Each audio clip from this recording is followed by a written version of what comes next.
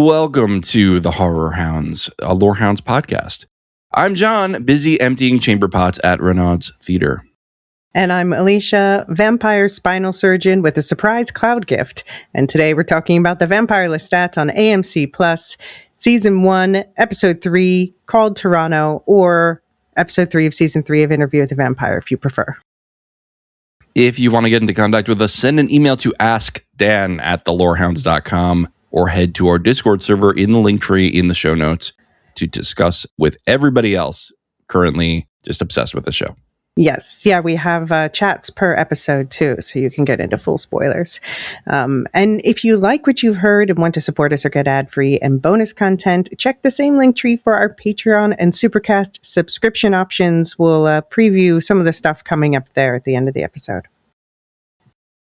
All right. Well, here we are, Episode 3. I'm nominating this for Episode of the Year. I'm just going to say that. Mm-hmm. I put it in my notes for our next second breakfast for Episode of the Year. Good. Yeah. Fine, you can nominate it. I'll allow it. I mean, we can both nominate. A dual nomination is twice the impact. That's right. That's right. All right. Spoiler warning. We're talking about everything. We have a dedicated The Vampire Lestat Horror Hounds feed where we put all our horror stuff. You also had Widow's Bay. Right. Just wrap that up. Sorry I didn't come. Yeah, we missed you. I'm glad you turned back from that animal you turned into when you were bit. I know. Maybe I'm a vampire now. Who knows? Was it a bat? Could be. It was all dark. The power went out, so didn't know. All right. Post credits, Elysia, we're talking spoilers, right? Book spoilers. Book spoilers. We got our Inside the Coffin segment with within that. We also have our Devil's Minion Corner, or maybe that should be called Night Island. But if you know, you know. If you don't know, listen to our Inside the Coffin for Episode 1. Right. All right. Well, we had a lot of feedback on Episode 2. And again, we're recording this with screeners, so we're a little bit ahead. Although we're recording this when the episode's already out. We're just not allowed to release it yet. So, at least out on AMC Plus, I should say. I think it's before the cable AMC, and that's why we're not allowed to release it yet. But we had a bunch of feedback from last week. Dopamini, our faithful lore master, wrote in about David Bowie and Lestat. So let's get that right on.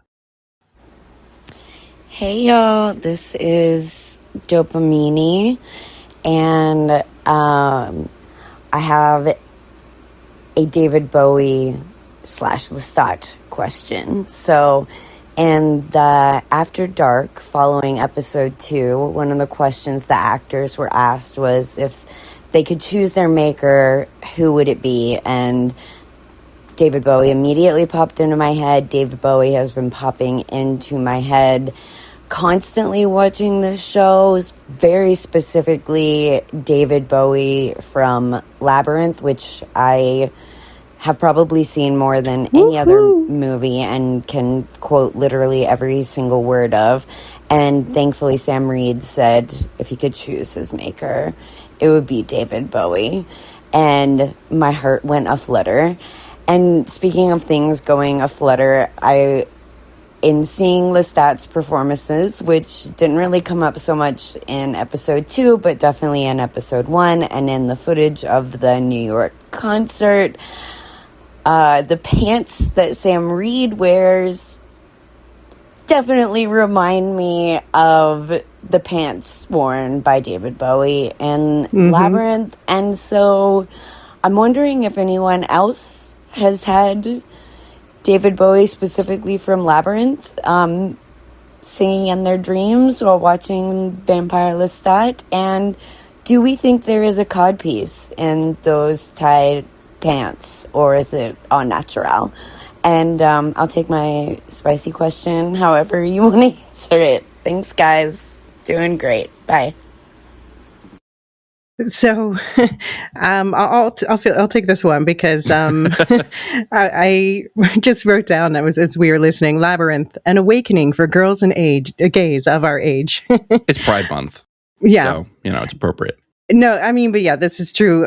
David Bowie in that movie made an imprint on a lot of us. The pants were definitely a part of that.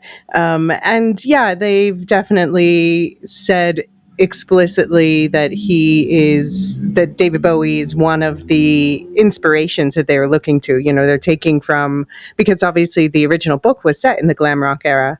And so they're looking to that for inspiration. But then I've heard some funny things about, what was it? I guess it was an interview that Autumn Brown does. She gets interviews with the cast and crew of this show, so you can watch them on YouTube. And she just did one this week with the production designer. And I think that was where I heard that they were also looking to like, okay, well, what's like a modern version? And they're like, oh, well, what about Miley Cyrus? You know, this sort of sexy showmanship aspect of it. So, yeah, but definitely David Bowie. That's fun. Yeah, I love Bowie. I discovered Bowie late. I didn't even start listening to Bowie until after he was gone. But I've never seen Labyrinth, so maybe. Oh, really? Maybe we that's should put that in a list. That's got to be on an essential Elysia list or something. Yeah. Sounds good. No, I love this take, Dopamini. Bowie is definitely in the DNA of Lestat this season, and I'm loving it because I love a good showman. We also had. Oh, and by the way, I just wanted to say. We are releasing this episode. We're releasing all our podcasts after the embargo lifts on the regular episode, but before the embargo lifts on the After Dark segment. And that's why we're not referencing the After Dark segment at all. Right. So, thank you, Dopamini. I hope you call in again. Mark from Nevermind the Music, also from our Widow's Bay coverage, also called in with a nice... Wait, what would he call it? A dissertation on the show. So, and one of the songs, I think, or scenes. Hey, Elysia. Hey, John. This is Mark calling in with some thoughts on the first couple episodes of The Vampire Lestat. You have screeners. I am watching with the civilians. So you have already released your episode 2 coverage. So this is about my thoughts on the first 2 episodes that probably nobody will hear until episode 3. So sorry about that, everybody. I, too, am bound by the confines of linear time, unlike the showrunners, which is something I've really liked about this. I'll spare you super detailed thoughts on what I think about this show. Maybe I'll be on a later episode this season or something like that. I'm mostly talking about music today, but what I will say is I love the nonlinearity. Background information really quick, if it's ever possible for Mark to be real quick. I read these books probably maybe 20 years ago. I got as far as book 6. I have thoughts about some of the later developments. I think I'm good to not read past book 6, actually. But I reread the first book, but have not reread Vampire Lestat or Queen of the Damned since this show started. And I might. Honestly, maybe we can talk about this later, but I didn't like book 1 as much as I thought I would when I reread it a year or two ago. I really liked the first half, and it kind of fell off a bit for me in the second half, which is why season 2 was so mind-blowing for me, because I thought it was so good and elevated the material. In any case, really liking this season so far. The non-linear storytelling and the crazy, over-the-top glam rock tone is so satisfying, because I find some of that second book a little dry. Like, look, John, you're going to be mad at me. As a book reader, I was not the hugest Lestat fan. I was more of a Louis guy. And so it took a couple books till he could sort of sell me on him being a cool character, honestly, or rather till Anne Rice could sell me. But the tone of this with the music elements and the fact that they're flipping around, not necessarily telling a straightforward story of his history, but almost more topics, right? Like this was a little bit of backstory about Gabriella. Maybe next episode, we're going to meet another character and they get that backstory and gradually learn more about his life. Anyways, loving it so far. Can't wait for more. Can't wait to talk about it more. I wanted to talk about the song near the end of the episode, which I think is probably called La Fontaine des Songs. At least that is the name of the Charles Baudelaire poem that it's based on.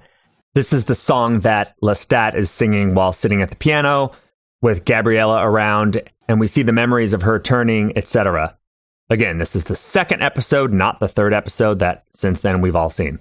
And I don't know, I just wanted to point out a few aspects to this that I thought were really cool, because I don't know Baudelaire well, but I know he's a 19th century French poet and sort of occupies this space before Verlaine and some of the other poets that would really represent the symbolist movement. And I think that's relevant because I was struck by how well composed and well performed this song at the end of the episode was, and how great it captures what probably a 19th century Lestat, though he might have been asleep for part of that, what he would have composed if he was living in France in that time period, while Baudelaire was maybe revered by some of the other musicians. And maybe we'll see more about this stuff later, but I don't know much about poetic history, but what I do know is a fair amount about music history. And there's a lot of conversation between the symbolists and some of the other late Romantic poems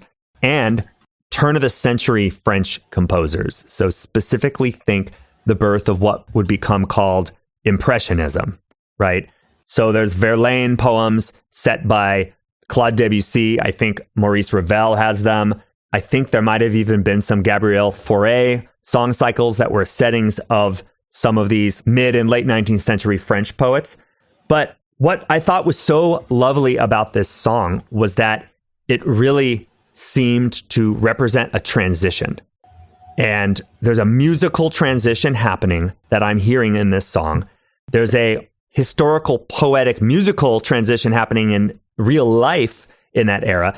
And then, of course, there's a transition from mortal woman who's dying to mortal woman who becomes a vampire, right? And I thought the juxtaposition was so awesome about that the first time I watched this scene, I found myself drawn in by the plot. And then halfway through, I was struck by how amazing the music was. And then I couldn't watch the plot anymore. And I was just listening to Sam Reed's really impressive vocal. Like in the rock stuff, the singles they've released, he sounded good, but he sounded like a bit like an actor who was a pretty good singer. In this song, I'm like, holy cow, this guy can sing beautifully. And the music Daniel Hart wrote, which I assume he wrote this song because he wrote the other songs and writes the score and all that, just kind of overtook me. And then I had to rewatch the scene so I could listen to the beginning of the music, which I wasn't as much paying attention to the first time, and then switch to follow the plot for the second half of the piece. I sort of, it took 2 takes for my brain to reconcile it. But anyways, not to run too long on this, but this song feels very much like a mix between what you could call romantic art song and impressionist art song. And so if you think of a more 19th century style moving into a more 20th century, early 20th century French style. And I mentioned some names of folks associated with this. Even the composer Claude Debussy actually has an early song cycle called Cinq Poèmes de Charles Baudelaire that is a setting of a bunch of Baudelaire poetry, but apparently that song cycle was actually criticized for being too romantic because Baudelaire's poetry really isn't impressionist yet, or symbolist would be the more accurate term, but he was inspirational to those later artists. But Debussy's setting was very like romantic and criticized as being too Wagnerian, which at turn of the century France was actually kind of a 4-letter word if you were an up-and-coming composer. There's also some composers like Camille Saint-Saëns that I would associate with these sort of transitional late 19th century, early 20th century, not quite impressionist, not quite romantic, just occupying this liminal space that seems to be being captured here. So the song that Hart wrote for the show has a lot of elements of the sort of sadness, the power of Reed's voice that echoes a kind of romantic, very 19th century aspect to it. But then it has a lot of compositional devices that we would associate more with Ravel or Debussy or these later impressionist composers. So think like the melody is very modular, like it has little repeating almost riffs like a pop song or an electronic piece might in the 21st century, as opposed to a long line of a melody that you would hear in like Brahms or whatever, right? It also has a lot of, in the piano writing, what we call planing, where there's parallel chords moving up and down the keyboard, which is something you wouldn't really see in a lot of 19th century writing, but becomes very okay. It's sort of a rules-breaking moment in the late 19th and early 20th century, in France at least. And Daniel Hart is incorporating a lot of this into this song. And after a couple listens, and I'm recording this before the song has been released to the public just as a single on Spotify or whatever, so I'm only hearing it in the context of the scene, but I can't help but be connecting that context of the scene of Gabriella's transformation into being a vampire with this sort of transitional figure that Baudelaire represents. And I'm imagining the transitional figure in artistic movements that Lestat may have been, though somebody who's rewatched this series more recently than me can clarify if maybe he was asleep at the time of the French Impressionists. We do know that by the end of that era, he was in Louisiana, far from all of that. But anyways, I just thought the linkages between eras of musical style was really cool with the linkages between the life transition stuff that was happening in the actual scene. Anyways, sorry, ranting a bit too long there, but love your coverage so far. Maybe see you all later. Can't wait for the next episode. Thank you, Mark. I mean, first of all, as always, thorough. And if you want more thoroughness on music, you need to go over to Nevermind the Music, which you can find in the link tree in the show notes. Elysia, I saw you making notes here, and so Right. I'm gonna rely on your over preparedness to lead us through any follow-ups here. Yeah, so just to answer his last question, apparently Lestat spent, did he say most of the 18th century, most of the 19th? It must have been most of the 19th century asleep. Yeah. So he missed then the French Impressionists pretty much. But yeah, I think the amount of research that goes into this is absolutely incredible. Since Mark brought it up, shall I share my translation of the Baudelaire lyrics? Please. I foisted this upon the Discord community, as well as we had some discussion of it, and there was comparisons with other translations of the poem itself.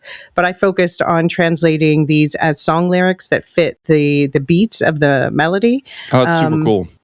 And I didn't try to keep the form of, the French style with the rhyming and the syllabic form. Instead, I just tried to fit it to the music and tried to focus on keeping the meaning of the words, but also in so much as they represent Lestat. So this is my version. It's as imperfect as any other translation.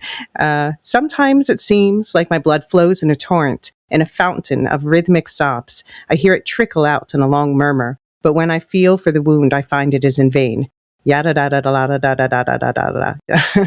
Across the city, now an isolated pasture, it flows, creating islands from cobblestones, feeding each yearning creature's need and coloring all of nature red. Yada da da da da da da da yada da. I ask the intoxicating wines to lull for a day the terror that gnaws at me, this wine that sharpens the eye and ear alike. Ooh. I have sought in love a forgetful sleep, but love to me is a bed of needles, bleeding me to quench cruel women's thirst. But blood to me is a bed of needles, bleeding me to quench cruel women's thirst. Yada da, yada da da da. So that's more or less what the poem means. Beautiful translation, wonderfully done. Which is a description of fame, I think, right? Yeah. I can also see why Gabriella was kind of rolling her eyes at him because he's just so goddamn dramatic, But this collection, we heard this collection reference the Baudelaire cycle in the auction from the beginning of the first episode. And Louis had a response to it that made me wonder if these songs are going to be important to him. Also because the melody of this song is the same melody that we heard Lestat playing to Louis what was it? The first episode, yeah, when they have that nice moment before Lestat finds out about the book. He's playing this song. He tried to write him the most beautiful song in the world, but then he got distracted, so he didn't. But yeah, we brought up before also in the first episode, the Baudelaire, he was a symbolist, as Mark was saying, which means, he's into like describing things in a way that's more real than real, the sort of heightened realism. That is that's really cool. That's a really cool theme to bring into the season because that's basically what Lestat is trying to do with his songs and with the interview, right? Mm-hmm. Yeah. Can I ask, you've been rereading the books. How did you find your reread? I'm enjoying. I mean, it's my read. Oh, your read is your first read. Sorry. No. No. It's good.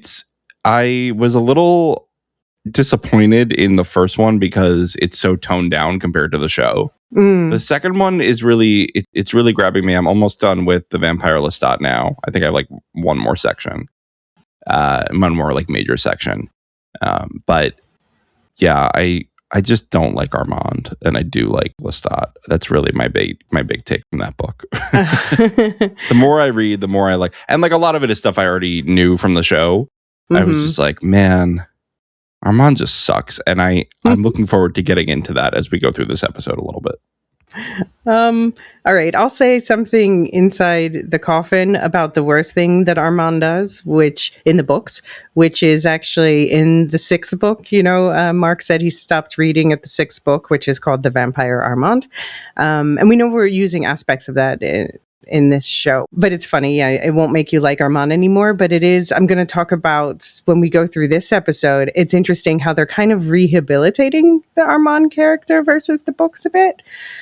And I have to say, I've been enjoying my reread of the books more than I necessarily expected to. So my story again was I was into them as a teen up through, I think I realized it was like Blood and Gold was the last one I read, the Marius one. And then I went to college, and then I didn't revisit them again until this show came out.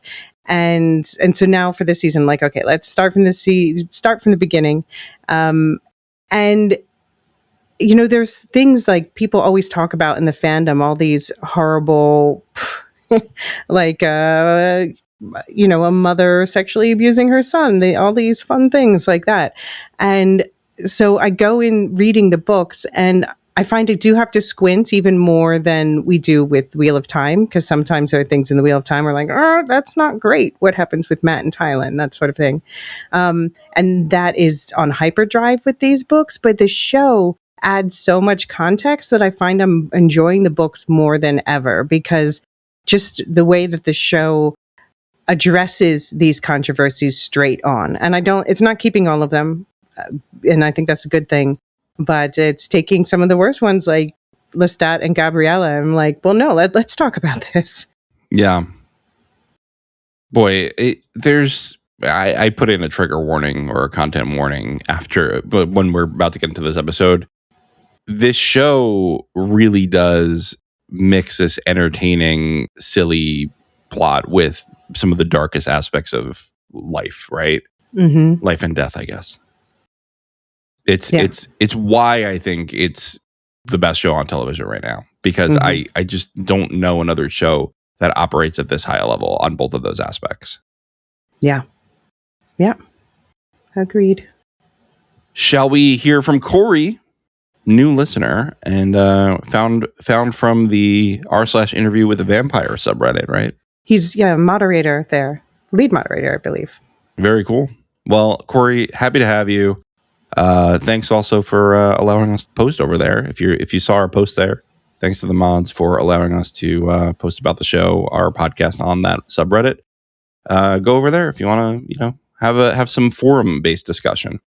Here we go for Corey's voicemail, and I know there's going to be another one after in the book spoiler section, but here's Corey's first voicemail. Hi, my name is Corey. I am one of the moderators for the r/interview vampire subreddit, the main subreddit for the Interview the Vampire and the Vampire Lestat series. I have been a lifelong fan of Anne Rice and the Chronicles. I own every single one of the books, including some of the side ones. Just been a huge fan of her work for many, many years. Huge fan of the first movie. I enjoyed it very much as a snapshot of exactly the first book. I do consider Queen of the Damned to be something of a guilty pleasure. That's kind of a contested thing, but that's just my take there. And obviously, I absolutely love the new series. I love all of the actors and actresses. I think they've done a phenomenal job with the new story. With regards to The Vampire Lestat, Episode 2, There's a lot to like about this. Most specifically, I think what I like the most about this episode is just the amount of lore drops that are happening in casual conversations. I know a lot of people are talking about the David Talbot thing. For me, the more interesting ones are some of the ones that happened earlier in the episode. For example, vampires can taste a difference in blood, and they have a preference for them. That was really interesting. I actually don't know a lot of vampire series that go into that or have that discussion. Usually it's like blood is blood, that kind of thing. But in this case, they actually wanted to address that, which I think is kind of fascinating. Lestat likes KFC, confirmed. That was fantastic to learn that he definitely dines there. I guess my only question would be, does he like original or extra crispy? We we definitely don't need to know what kind of chicken he likes, because it's already was confirmed in episode 1 that, Lestat likes a good thigh, that's for sure. The other thing that I noticed was, again, this is kind of an interesting lore drop here that they just confirmed for us. When he says he was alive for 54,554 days before meeting Louis, that actually matches with the timeline. Lestat meets Louis in 1910. Subtracting that amount of time brings us back to 1760, which, again, it's one of those blinking you miss it things, but it's also a thing where they just never miss on the consistency of these kinds of things. Another thing that I noticed was when Gabriella was talking about the predatory spirit, good candidate for the Great Conversion. I think that's really interesting. I have some thoughts about it that I can't give because it would be book spoilers, but that's very interesting. And then the other thing was some of the supernatural happenings that have been kind of happening in the background. Baby Jinx having her out-of-body experience, Daniel, quote-unquote, seeing Armand, and then Louis seeing Claudia multiple times, and he says multiple ways, which I also find very interesting, and I wonder what they're going to do with that, whether they fully bring her back or not. Overall, I think the season has already proven itself to be a worthy successor to The Interview with the Vampire, and it's also carved its own way in taking the focal point from Louis to Lestat, and then very quickly addressing what the shift in focus and intent is going to be for this. So I'm really interested to see where they go from here. Cool. Corey, thank you for calling in, because it's really great to have diverse perspectives, especially a super fan like you, who's going into all the books. That is so different from my perspective, where I'm mostly a new reader. Well, just for other new readers out there, just since you made reference to the David Talbot thing, we did talk about it more in the last episode, that it was like this throwaway line that's sending the book readers for a tailspin. But just in case anyone didn't hear that quickly, Louis just had a throwaway line last episode that he took care of, presumably killed, an Agent Talbot, which David Talbot's one of the biggest characters in the books, but he's not well loved in the fandom because of some of this ickiness that goes on with him, and also because he takes away a lot of Louis' stories. So people think, I think a lot of people, some people are obviously going to be upset, but I think a lot of people are like, no, that makes sense, and his story gets divided between Louis and Daniel. Nice. Yeah. I'm fine with getting rid of problematic characters. Do what you need to do. I mean, they're all problematic characters at the end of the day, but if we can have more time for our characters who we already know and love, then that makes sense to me. The problematic ones we like. Yeah. The devil, Yeah, right. Yeah, but Corey did send in another lore bomb that's going to be at the end of the episode, but also he sent in a blog post. So Brian is working on that, and that will be up soon. And that is all about the, in the show world and in the books, the lore behind this great conversion thing that keeps coming up. Nice. Yeah, I have no idea what's going on with this great conversion plotline. So please enlighten me, Corey. All right, well, I think we're ready to talk about the episode. What did you think of it? Yeah. Tell us what you thought, Elysia. I mean, yeah, for me, was this before we started recording or in the recording that we both agreed we were nominating it for episode of the year? I think that was in the recording. Okay, yeah. So I guess you have an idea of what we think, but what a ride. Like I watched it right after we recorded the last episode, and then I was messaging you that night. I was like, you have to watch this. Oh my God. And I didn't watch it till last night. I waited just because I was busy this week. So I'm kind of glad I did, because I didn't have to wait so long to talk to you. No, I just had to wait. Right. But it gave me lots of time to think. Many notes came out of it. But no, just the whole thing, the things that stand out to me, especially like the Magnus music video moment. We'll obviously talk about that more, but oh my God, just that had me like howling with laughter and like crying at the same time at the contrast of, this clear deflection on Lestat's part with the much more brutal reality we see later in the episode, which then that itself is juxtaposed with Claudia's devastating journal entry. So it's just the layers of this show are just crazy chef's kiss, all of the artistry. And it's just, I think this show really, when I see this is a show that drives me to spend a lot of time in the fandom space. And when I see people discussing it, of course, there's the usual fandom bullshit, fights, but overall, what I see taking place is a lesson in empathy, because everyone who wants to understand the mysteries of this show, in order to do so, they need to be like, well, no, because that was through Lestat explaining Armand's perspective, but this was Armand speaking for himself, we have to take the context into account. So like, wow. Right. So what I'm saying is the Vampire Lestat is good for humanity. Nobel Peace Prize for the Vampire Lestat. The show is much better for humanity than the person, right? Yeah. Yes. I don't think the actual Vampire Lestat would be very good for humanity. No, it was a joke. But and then I just think there was some fun reveals tucked in at the end too, where like at the end, as soon as they started doing that circle turn, I was like, oh my gosh, I know there's a reveal coming. And then as soon as I heard the voice, I'm like, Armand, our baby's back. Yeah, I was like, who's there? Who's there? What did you think? I mean, I joke a lot about watching this show to thirst over Lestat. Mm-hmm.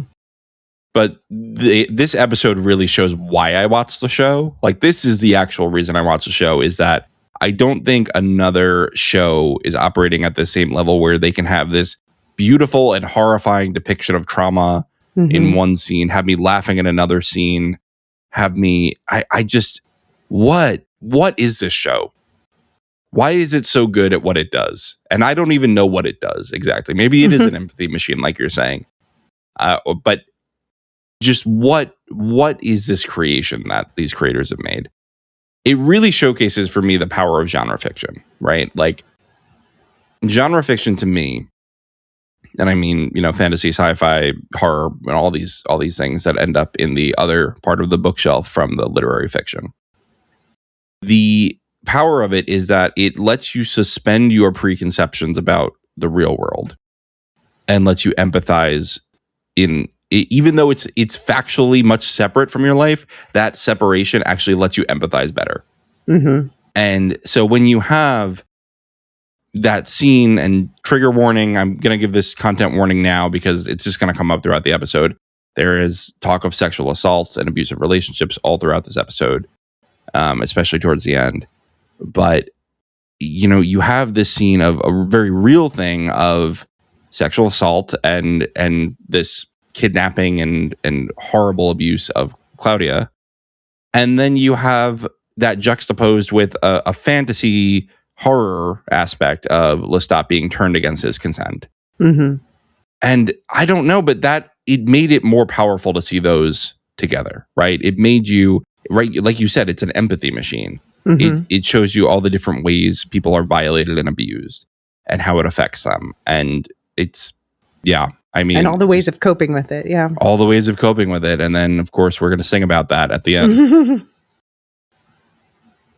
Just incredible episode. I can't believe how good it was. Yeah. Agreed. Let's take a minute to breathe.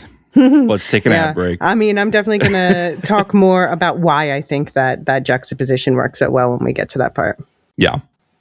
All right, let's take a break and we'll come back and get ourselves together.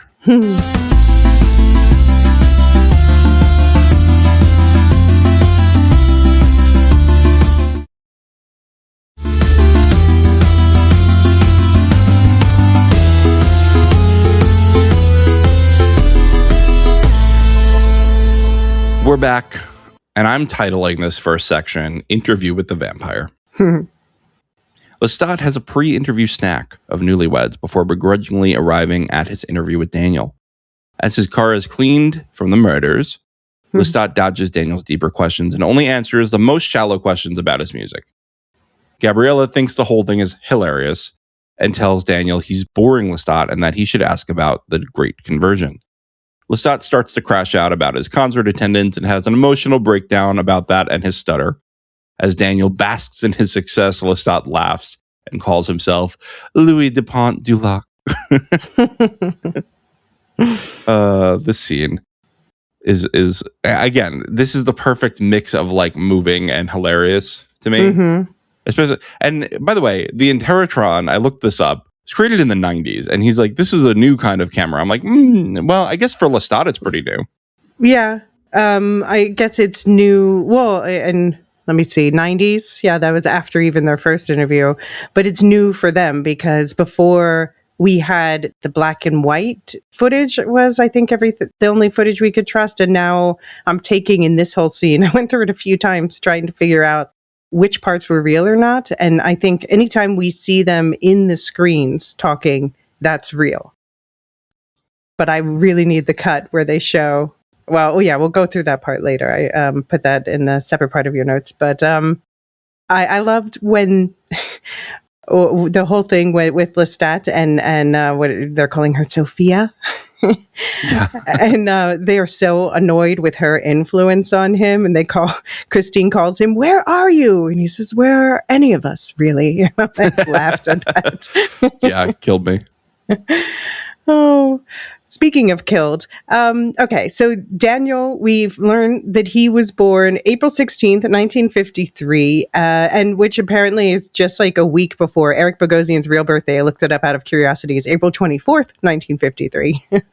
Well, can I just say, is that birth date actually accurate? Because he goes, I assume, afterward. No, because he said, I assume after like he was handed into his mother's waiting arms. In I wasn't sure if everything before that was then deemed inaccurate. Oh, okay. Yeah. Well, yeah. I mean, at this point, they made it so close. Why not just give it the real actor's birthday? But I guess maybe that's blurring reality too much. And so, okay, so he became a vampire July 18th, 2022. So it means he's frozen at age 69, although the actor is now 73 in real life. But I don't like how Lestat is talking about Daniel in the past tense. But I also think the fact that Lestat has implied several times, there's been multiple implications that Daniel is dying. I don't think it's going to happen because you don't like keep saying that at the beginning of the season. Huh? You don't keep saying that at the beginning of the season, but I do think it's going to unfold in a way that I brought up in an Inside the Coffin section before that I will bring up again this time. And I worry about Eric Bogosian in this role. You know, though, the only thing I'll say is Claudia was also signaled to be dead many times early on in an interview with the vampire, and she was indeed dead in the end. So it could happen. That's true. Yeah. I did think it was funny that Lestat's like, it's considered rude to ask a vampire details of their mortal existence. Did you stutter? Yeah. It's the same energy of when he's like, pronouns are good matters, like silence at a urinal. Mm-hmm. Right. That's true. He's like, everybody just leave me alone. He's so passive aggressive all the time. And that's why it's fun, right? Like this, it's fun to watch him interact with the world.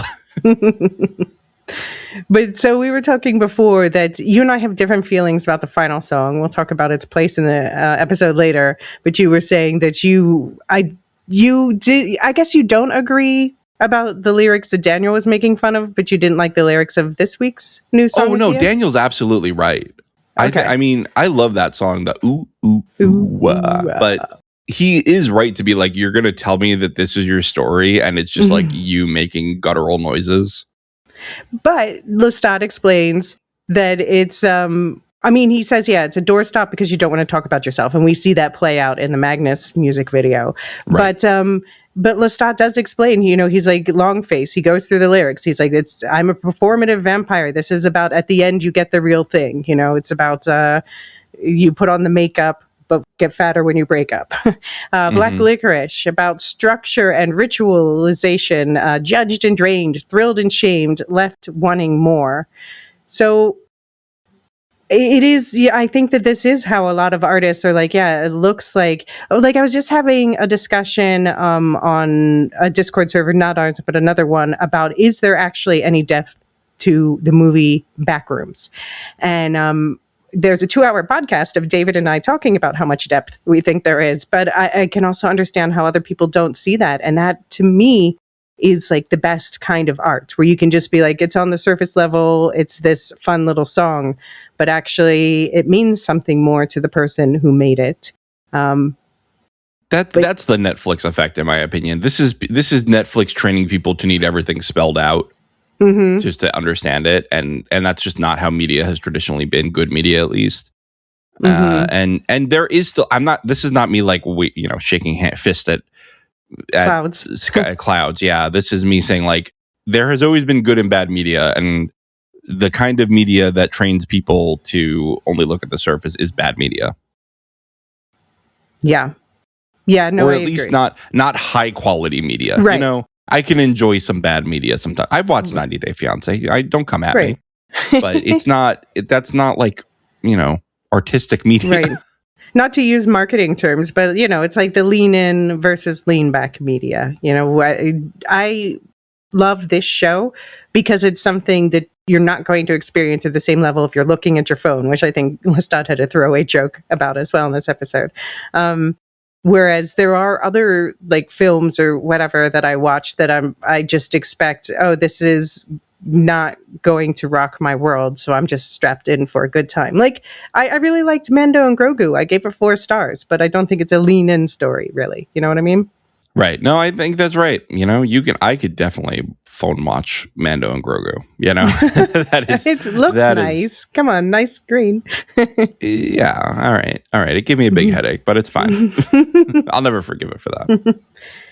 I do wonder, I was trying to analyze in my latest watch at what point in the interview Lestat decides to start messing with Daniel, or even if he's messing with him, and we'll talk about the rest of the interview later, but I even wonder if he's messing with him off and on the whole time with a few interjections. But one of the first things I pinpoint is when Daniel is making fun of the lyrics and Gabriella laughs, and Lestat clocks that and looks embarrassed, like, you embarrassed me in front of my mom fledgling mother.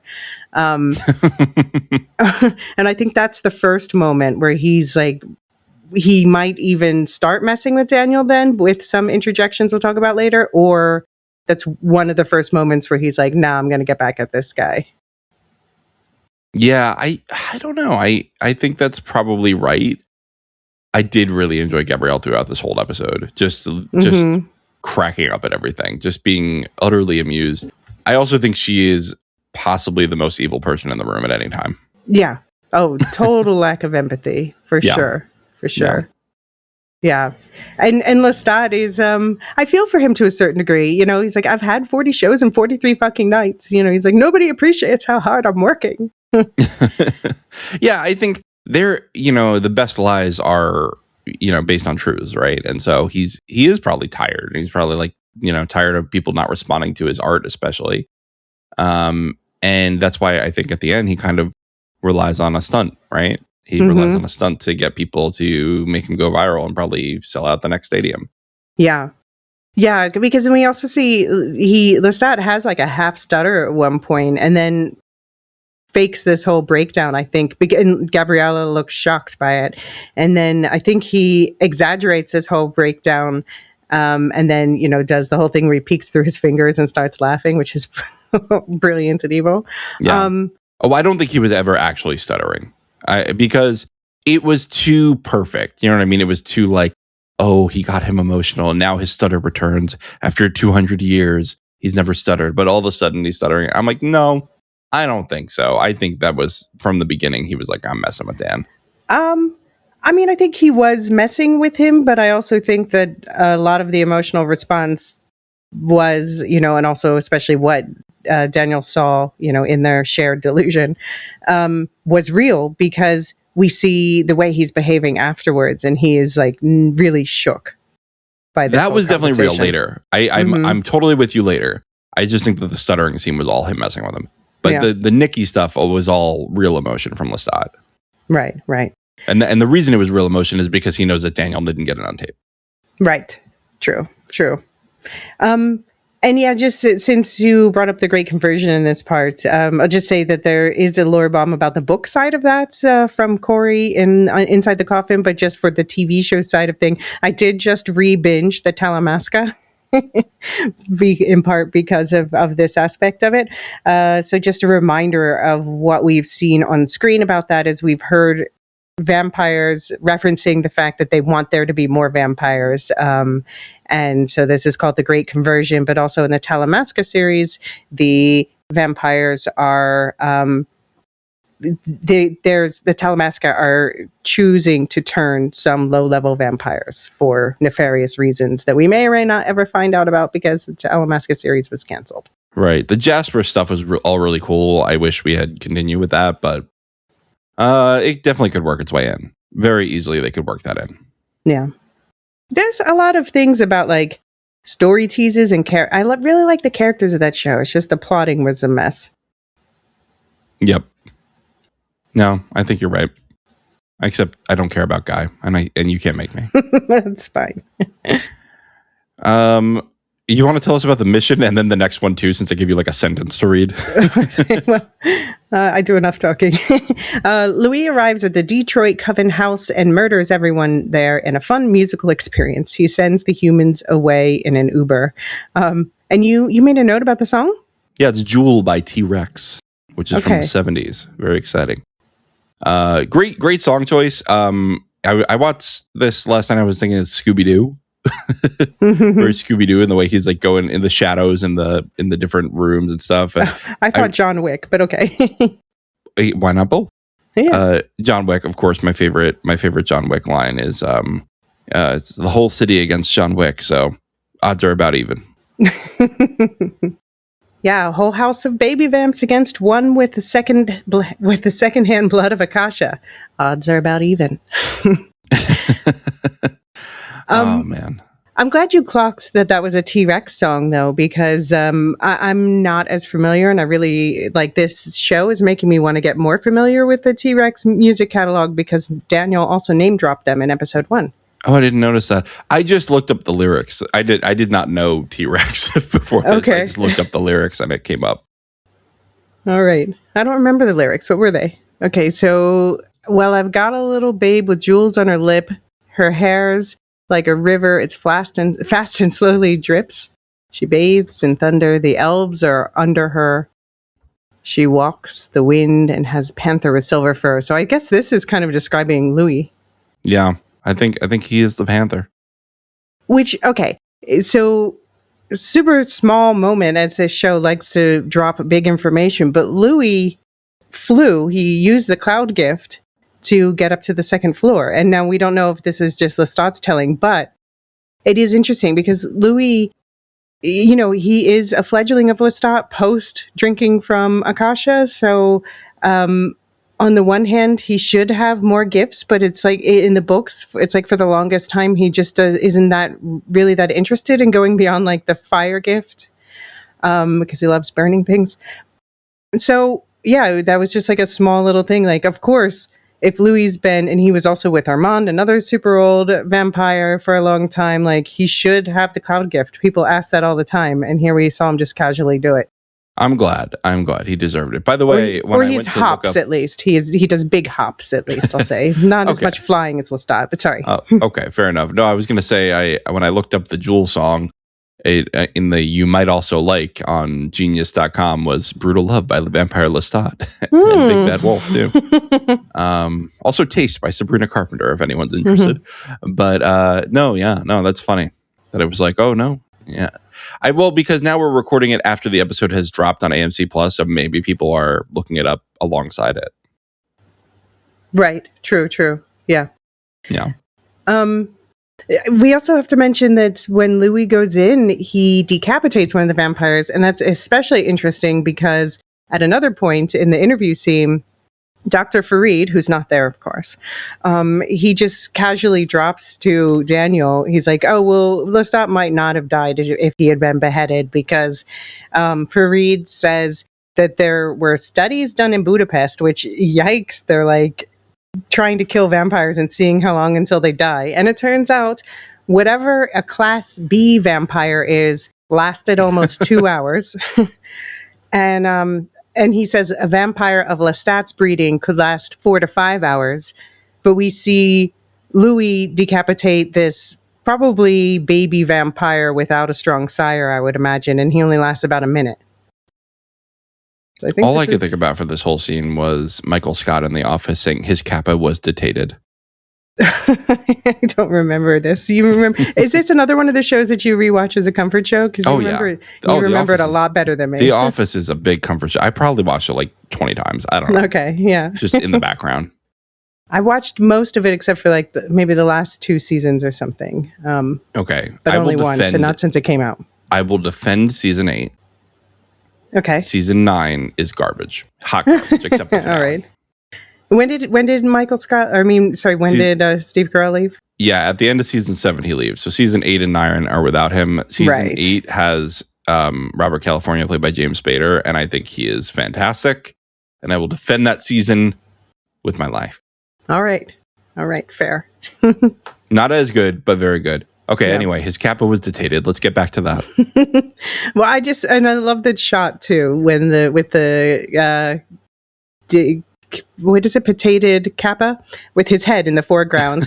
And then you see like Louis goes into the house and there's all this chaos in the background. And it reminded me of one of my favorite all-time shots from this show in season 2 when Louis and Armand go on their first date. And Armand takes him. He's like, oh, I own this house. Let's kill everyone inside for funsies. But he and Louis stay outside flirting while Claudia and the rest go inside and have a good time in the background. I love that callback. Yeah, that is a good callback. I just really liked seeing Louis in action. You know, it's nice to see him regain agency that he had lost so much. I love how we're like, he's really healing and he's like murdering everybody. He's really in a better place now. He's learning to express his emotions in a healthy way. But it is interesting also, these are Lestat's stories and he kind of sees his love as a superhero, I suppose. Yeah. Oh, that's sweet. Yeah. I love them. I'm a Lestat shipper. Yeah, for sure. I am too.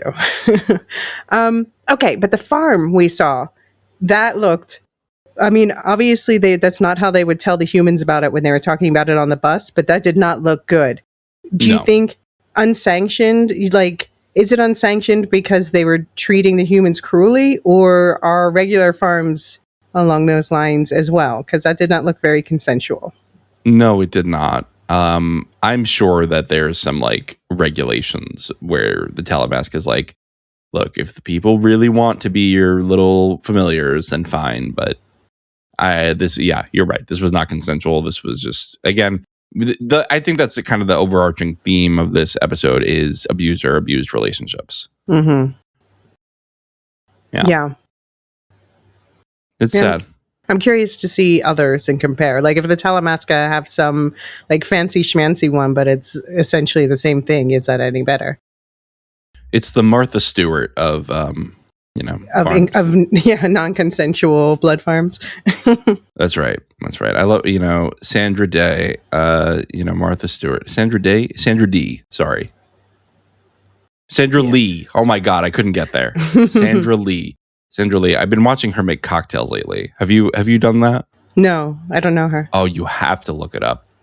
She was a 90s and early 2000s like cooking show host, and she would make these cocktails and just like dump half a bottle of vodka into it, and like it was absolutely insane. He's like, she goes, my Aunt Doreen really loved this coffee, and it was a third coffee, a third some kind of liqueur, and a third vodka.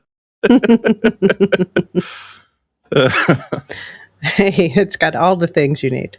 That's right. And right after that, Lestat is going to feed on her and be so good. All right. Well, let's get back to the stutter. All right, Lestat, yeah, you go ahead. No, you go ahead. No, after you. All right. Lestat finally admits he stuttered from 9 to 29. At 9, he saw 4 girls burned at the stake for witchcraft, even remembering their names. At 29, he recounts with family friend Nicolas de l'Enfant, he recounts his meeting with family friend Nicolas de l'Enfant, who became his first love. They share a romance, and Lestat uses French tongue twisters to get over his stutter as the French Revolution begins to boil in the background. I loved that. I meant to look up I don't think the names of the witches really mean anything, but I love he's like, yeah, 2 of them were definitely witches. I thought it was going to be like Mayfair all of a sudden, but no. no, because they're in France. Right. But who knows? You can have some immigration. I did write reconnect only because I thought that they had met in childhood and then reconnected. Right. Reconnect. Right? I didn't see that. Yeah. It's true. They were childhood friends. Okay. Actually, in the book, Nikki went to that witch thing with him. And right, I remember that. And Nikki really didn't handle it well. He had a total breakdown about it. And Lestat, meanwhile, stiff upper lip, but develops a stutter. So at least in the show version, develops a stutter. So and that's what moms did back in the day before Lego and Peppa Pig. Was he looking at Gabriella there? Because he was looking to the side when he said that. I think he might have slid his eyes to the side a bit, and she definitely reacted. So this is one of the moments where I'm like, that seems to have been a real out loud exchange. Yeah, because she reacted to it. And granted, she can speak telepathically with Daniel, but she can't do that with Lestat because sire fledgling. Right. Yeah, I think that was the first time she felt like a little bit called out by him, because he's so subservient to her. Normally, he often just like is very much unwilling to criticize her, and this feels like a breaking, just a small break that we haven't seen before. Yeah. I'm gonna watch that. Let's watch it. See if it widens. And the song about Nicholas or Nicola, as he was saying. Yeah, Nikki is what Nikki. Yeah, let's say Nikki so that I don't have to butcher French for Jordan. Nikki, his song is "Why Do I Have to Feel?" Oh, I mean, yeah, we'll talk about when we get to like the devastating part of this. But my God, it's also made me like. Gabrielle is one of my favorite characters in the book, but those aspects of Gabrielle's character are not present in the show so much, like the part where she's just like, I'm going to start wearing men's clothing and do my whatever the hell I want. She does whatever the hell she wants, and I think she's an interesting character in the show, but she's also, I despise her in the show, like in a way that I think is good writing, but just seeing her in these flashbacks with Nikki make me despise her more. Yeah, I empathize more with her in the book. I mean, I've read a lot of her in the book because I'm, mostly done with the Vampire Lestat book, and I definitely liked her a lot more in the book. Just as a person, not necessarily as a character. You know what I mean? But I think part of that is just spending more time with her when she was in a vulnerable state and when she was trying to just raise her children and protect Lestat from the cruelty of his family. Like that was much more present in the book, whereas in the show you kind of yada yada over that, and pretty much every time you see her, she's being cruel to somebody. And maybe we will see more of her backstory that makes her a more sympathetic version. But we see her, like one of the first things we see that people keep talking about online was in episode 2 where she's just messing with the delivery droid. She's just like playing with it casually as she talks to Lestat, and people are like, that's so emblematic of who she is. She's just there to amuse herself, and if it involves cruelty, how fun. Right. Yeah. Meanwhile, that's absolutely Lestat, true. You were saying about Lestat, he's trying to remember his own cruelty. Right. Remember his own cruelty and remember the cruelty done to him. And he carries his music box to New Orleans. And of course, he goes, first love, not a great love. And Daniel's like, you brought a music box from France to New Orleans because of and you buried yourself for most of a century because of a not great love. Yeah. He's so good at getting to the heart of the bullshit. Mm-hmm. He is. I just can't. All right. Sorry. I'll save it for Inside the Coffin. Yeah, but I think this is also Lestat. Like, I do think he loved Nikki. I think what he said in this episode is true, that when he said those things at the time, he meant it. But also, like in the book, you get to hear more about, when you turn someone, you get a glimpse inside your mind. And when obviously this is after Nikki had already been through some stuff, but when he got a glimpse inside Nikki's mind, he's like, oh shit. Oh no, this is going to be bad. Yeah. It's, I found Nikki a lot more annoying in the book, I think because we spend more time with his whining. Right. And I'm glad that they truncated this in the show because I did not want to dwell on that. Right. Right. And I know there's a lot of Nikki Stat shippers who they're one of the most popular pairings. And I'm sure they wish that there were more. And maybe there will be. But yeah, it's just, it's sad, but in a way, like I can't possibly want Lestat to end up with him. I want him to end up with Louis in the first place. But also it's just the way the relationship is talked about. It's kind of is what he needed at that time to break with his past. But it wasn't what he needed for the future. And that doesn't mean that Nikki should have had to die. But yeah. He got over his stutter. We know that. And having gotten over his stutter, Lestat started acting on stage at Renaud's theater. We turn to Lestat's song about Magnus, his abuser, according to Daniel, and his liberator, according to Lestat. We see a romanticized retelling as a music video of Magnus stalking and his capture of Lestat with Lestat's song overlaid. At the end, we see Magnus gently turn Lestat. Gabriella exits her bathroom rendezvous with Checkstat. Lestat taunts Daniel with Armand. Oh, you're absent but very much around, father. Yeah. Lestat's like, no, you're the one with daddy issues, son of Armand. So good. Does that even sound like me, Dan? And he's like, yeah. It's like melodramatic nonsense.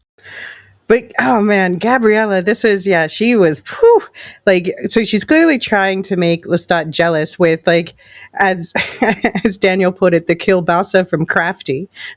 Like, Crafty as in craft services table, for anyone who doesn't know. Oh, I didn't know that. That's funny. Yeah. So to be clear, that is Sam Reed.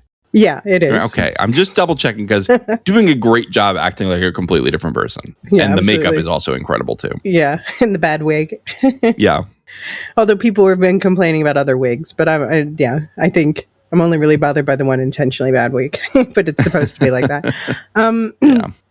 Yeah, and the thing is that kills me about that scene is Gabriella got what she wanted and smiles about it when Lestat just like casually blows Yarda across the room. Yep. Nope, that's exactly what she wanted. She does not care.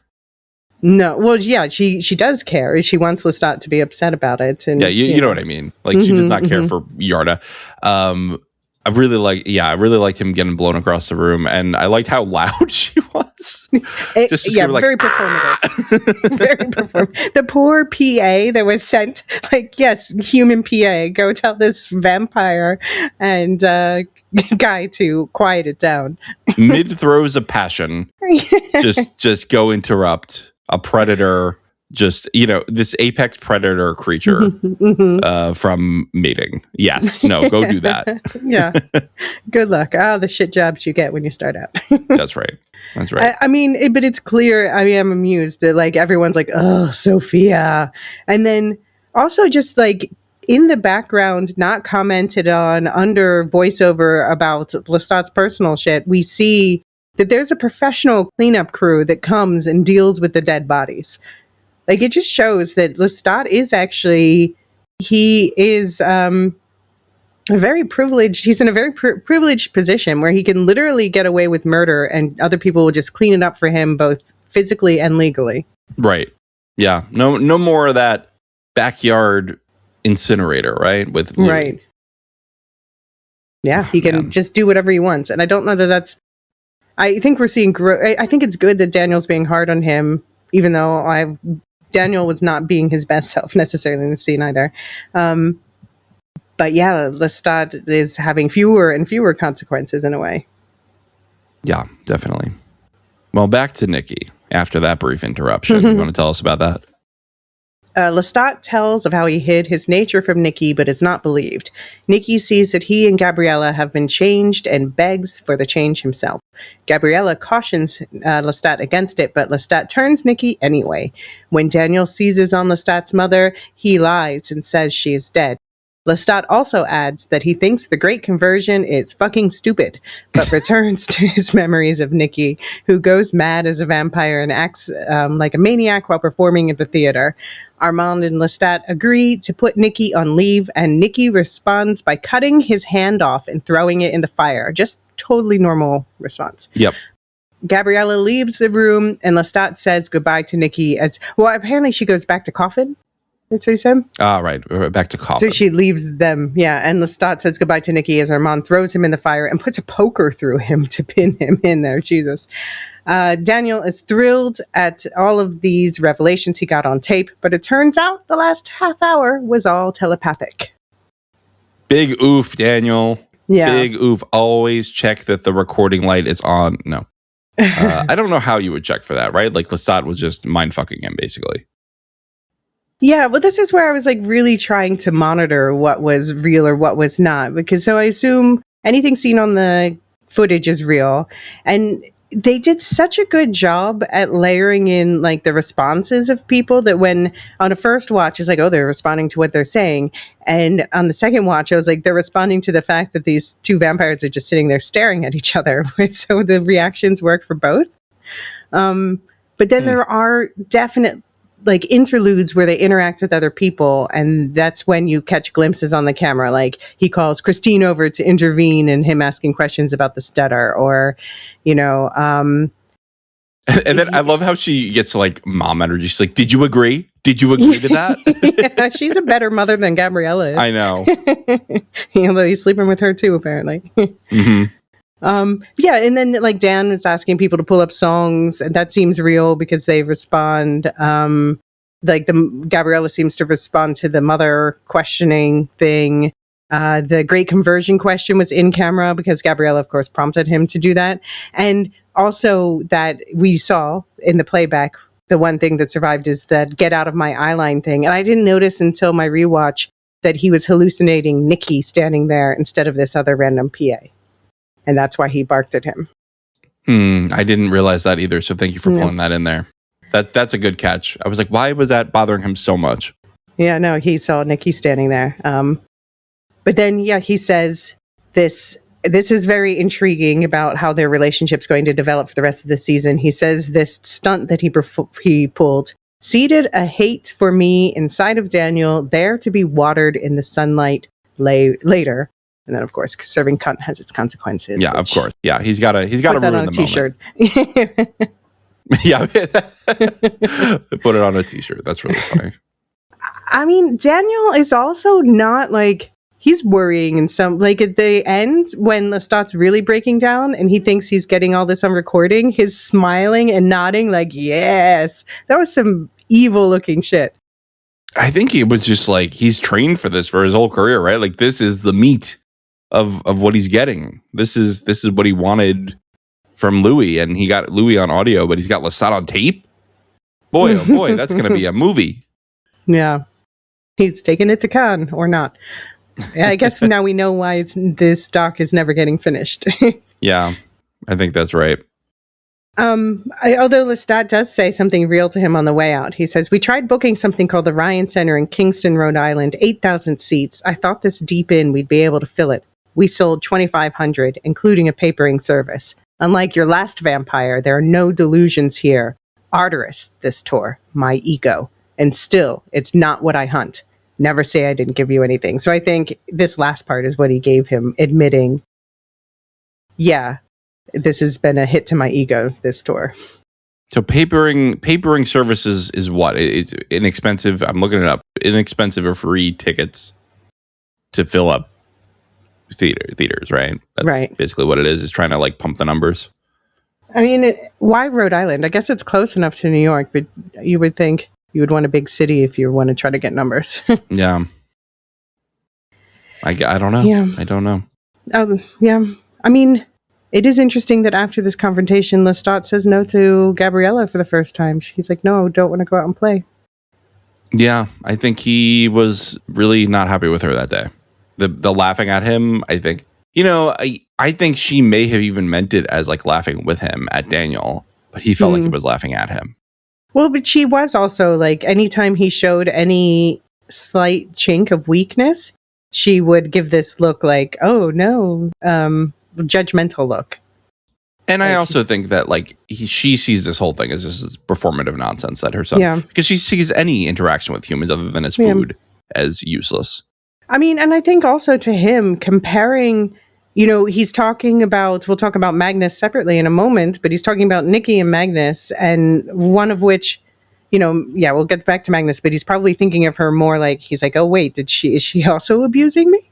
But then on the other hand, I said I was most upset with her in these flashbacks with Nikki, which, first of all, I loved their meet cute, and how he seemed like, a different person, so uncertain.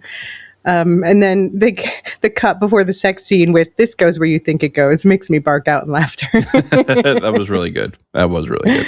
It's true. We don't need to see it. We understand. But yeah, I like in the book we get more like that Lestat, he's drawn to Nikki because they were both rejecting the norms of their upbringings, that Nikki chose the violin over law. Also fantastic subversion of the whole like, oh, piss off, and you think she's going to go away. She takes out her gun and she's like, get the hell out of my alley. Yeah. Yeah. And Nikki, like, we get this tease about his father, but his father kept threatening to break his hands so he would stop playing the violin. So it's interesting, like that's probably what's sticking in Nikki's head when he cuts off his own hands, which I'll say in the books, Armand cuts off his hands, just like not in a malicious way per se, but just to get him to, he's like running around the streets of Paris, just killing people indiscriminately and like playing violin wildly in the middle of the night. And Armand's just like, chill and stop with the violin. So he cuts off his hands. Well, if anyone is in their car or out on a walk, or just say boo for Armand for me. No, okay, we'll get to, okay. So we've seen the worst of Armand, I think, from this show so far. Like we got a reminder that in season 2, Armand's coven kidnapped Nikki and tormented him by feeding on him until Lestat burst in and saved him. But then we see here they're kind of rehabilitating Armand versus the books here a little bit. So we see, of course, Nikki in the books, he's the one who named the Théâtre de Vampire, and he's the one who's like, oh, we're going to do this thing where we have an audience member or whatever, a secret person who we kill on stage and people don't realize. That's all his idea, and Lestat's like, ick. But Lestat does let him have ownership of the theater because he has more guilt than love toward him in a way. But then we see, we have this love story with Armand and Lestat. What do you think of that based on what you've seen of it in the show or read in the books? They have not sold me on it. No. They have not sold me on it, especially and Lestat might do this later, even in the book kind of version of, when he's like, I can understand Santiago, but Armand in that, our favorite confrontation. I bet. But yeah, no, I don't see the chemistry. They don't seem to like each other very much, even when they're talking. Like, Armand is definitely into, well, I thought it was interesting. We had a recontextualization of this scene where, Armand said in season 2, in his version, it's him and Lestat sitting in the balcony making out, and he says "Je t'aime," and Lestat says "Je t'aime aussi," and mwah, mwah, mwah, mwah, mwah. And then we see this version here where, Lestat's version is he's sticking up for Nikki. He's like, he'll find his way, and Armand's like, I believe you. I love you, Lestat. And Lestat's like, Christ. It's so good. It's so good. Cringe. There's a lot of cringing in this episode too. Which do we think is more true? Which version? I don't know, because I think if Lestat is with someone, he generally is a love bomber. But it depends on the time of like where they are in that relationship. Yeah.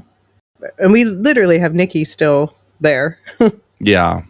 I think that's part of what's making Nikki insane, right? Like he's joined Lestat into immortality, and he doesn't even have Lestat. Yeah. I do like the exchange between them, though. You're the actor manager. Manage. You're his maker. Make him. That was so good. Yeah.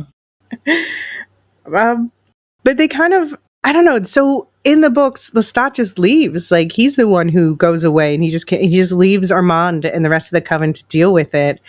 And in that version, Nikki is just deteriorates until he eventually himself walks into a fire. And here we have this version where, but again, Armand has cut off his hand. So obviously, like Lestat holds some blame toward Armand for this, but he also ran away from it. And here it's similar in that he kind of forces Armand to do the thing that he himself secretly thinks needs to happen, but can't bring himself to do, which is to kill Nikki. And he stands there by it, but he can still say, oh, it was Armand's hand that did it. But he didn't stop it. Yeah. He didn't stop it. I mean, neither of them did it, but I don't blame Armand here. This was a mercy killing. Yeah. I mean, I think it's complicated. I think he was jealous too. But I think it was also like you could see in these scenes, Gabriella's laughing at everything going on with Nikki, and Armand does look seriously concerned. Yeah. And, in Armand's defense, in Gabriella's defense, Gabriella warned him. Mm-hmm. He's like, she goes, look, this guy is clearly not in his right mind. Bringing him into immortality is not a good idea. He's already imploding. Don't give him extra power. I think that was absolutely right. Like, that was one of Gabriella's better decisions. Yeah. I have to bring up 2 theories related to Nikki. One's a fan theory that other people are talking about, and one is an Elysia theory. So the fan theory other people are talking about is there are lots of people I've seen, the Nikki Stott shippers are comparing Alex from the band to Nikki because of similar looks and playing stringed instruments and stuff. My thing with that is I think the big difference is, as Nikki says in this episode, he plays like the son of a tailor, whereas Lestat genuinely thinks that Alex is very talented. Yeah, that is really interesting. Maybe Lestat is not the best judge of a musician's talent, honestly. I mean, I think we should take that at face value that Alex is a better musician than Nikki, but I don't know. I guess people hope that Nikki is reincarnated into Alex or something. Well, but Lestat was super amazed by Nikki at first, right? Yeah, because he said he didn't know at the time. Yeah, that's fair. That's fair. Good music was, yeah. Okay. All right. I'll take it. My other fan theory is that in the book, Armand sends his violin to Lestat after Nikki dies. That doesn't have to happen in this case because he was there. Is that Nikki's violin that Lestat plays on the stage in Black Licorice? Ooh, good question. I feel like, do you think that Nikki had a Stradivarius? I mean, if it's book accurate, he sure did. Oh, really? Yeah. Listen, because we did guitars last time, and you didn't know much about guitars, but no, are you familiar with the Stradivarius lore? You know why I'm familiar with the Stradivarius lore? Because not only does Anne Rice talk about it in these books, but she has another standalone book, a ghost story, time travel ghost story called The Violin. And Stradivarius plays a central role in that. So that is, if you're like, name one type of violin, I'm like, Stradivarius, and it's Anne Rice's fault. Yeah, that's funny. That's funny that Anne Rice taught you about it. I actually played the violin in high school until I decided to quit to do other things. But yeah, no, since I'll just say for the listeners at home, I just had to look up the year. But the last true Stradivarius instruments looks like it was in 1737 it was built. And these are violins that like nobody knows why they're as good as they are.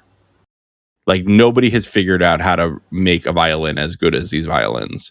This one dude, Antonio Stradivari, just knew how to make violins. And it looks like there's about 600 left today that have survived out of the about 1,100 instruments. All right. Well, this is why Anne Rice loves the Stradivarius. She keeps bringing them up. That is a cool, like, real world lore bit. You know what I mean? Like this idea of these like instruments that are like a lost art. People love lost knowledge. That's why these like alternative medicine things always blow up, is because people are like, oh, the lost knowledge of the ancients. And you're like, okay, but people were dying like really early back then. True. Yeah. Anyway.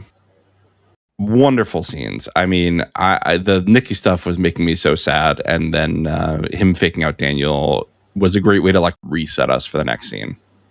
Yeah, agreed. Shall we take another break before we get into the darker part of the episode? The beautiful parts, yes.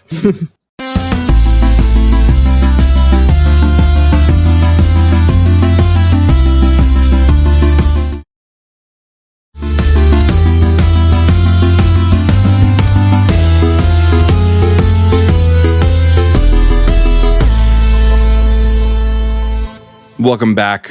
Like Magnus, we've returned. Dueling traumas. You want to read one and I'll read the other? Okay, so we've got two intertwined scenes. First one is Louis awaits killer in front of a mural reading Armand told the truth. It is funny, by the way, he had like Lestat posters too. Anyway, when Killer and baby Jenks get home, Louis pushes Jenks away and rips out Killer's spine. With Bruce helpless, Louis takes out the pages of Claudia's journal he withheld from Daniel. He reads the pages to Bruce and lights them on fire, igniting and killing Claudia's abuser. He tells Lemuel he got what he wanted. Intertwined is Lestat drives off and hallucinates Magnus, taunting him with the truth of his transformation. Lestat remembers the violence and violation of his kidnapping and transformation. Even though Magnus asked for Lestat's consent, Lestat never gave it and shouted no. Magnus transformed Lestat against his will in Lestat's memories, and Lestat crashes the car in the present. So, since you included the Lemuel mention here, just very interesting that Louis in episode 2 is all like, oh, I'm attracted to him because he doesn't, he's not available emotionally, blah, blah, blah. Cut to Louis has a picture of them as his screen background and says he's coming home, in the sense that they must live together, it sounds like. Yeah. Louis is a sap, right? Like, I just think that he's Louis, a serial monogamist, yeah. He is a serial monogamist, and that's a problem for him because he has never been outside of a terrible relationship. I mean, yeah, Lemuel seems fine, but if he is emotionally distant, I don't know. Yeah, we'll see. I just think that Louis is the kind of person to like, let's have a friends with benefits relationship. I promise I won't catch feelings. And then it's like, no, immediately catch feelings. It's like, why is your toothbrush here? Yeah. Yeah, exactly.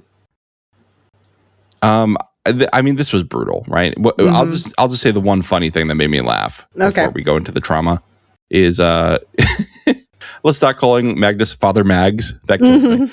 Yeah. Yeah. Just the way like Lestat's trying to frame this in his head, not only in his storytelling to Daniel and others, but in his own head. He's trying to frame this like, oh, look, he's my biggest fan in like a Lestat t-shirt. But so when I watched it most recently, since it's out now, I've seen like the official release, which has the previously on section. And that reminded me that Lestat in the dungeon in season 2, he's just kind of like murmuring things about his trauma. And one thing he quotes is he says, "Ask for it, child. The light is going out of your eyes." So that must be the words that Magnus said to him when he was like, no, he forced Lestat to consent, basically. Consent or die. Right. That's pretty bad. And then he can say, no, but he wanted it. He asked for it. Right. He forced him to. Yeah. It's coercive consent isn't consent. And that's what Lestat. Well, we never really. Well, I don't know if this is his like changing it in his remembering when he's shouting no, but we never saw him say yes in this episode at least. No. Yeah. Magnus's appearance was shocking to me in a good way. Like I had read this part, right? Like I had read the transformation. So I was prepared for a really spooky looking guy. And when he came out, I was still like, Jesus Christ. The actor, I know he's a Canadian actor, Damien Atkins, and he looks so familiar to me. And I know like people really like him, but I looked up his stuff he's been in, and none of it was ringing a bell. But I definitely know this guy from something, and he was brilliant in that. And obviously, makeup was doing a lot of work there too, but just in selling that sort of like creepy, icky, but also like, no, I don't want to say charming, but I don't know. There's just like a little silliness on top of it. Well, the silliness was really like the music video, right? That's where we got the silliness from it. And his hallucinations in the car. Yeah. No, I think the real Magnus was just spooky, like not charming at all and not silly at all. But this Magnus was, I mean, it was an interesting way for Lestat to, like, I think we're seeing Lestat deflecting for himself in real time. Yeah. Yeah, like he's like, back inside, you got your song. You know, he just, he thinks he's looking for a way to excise him from himself.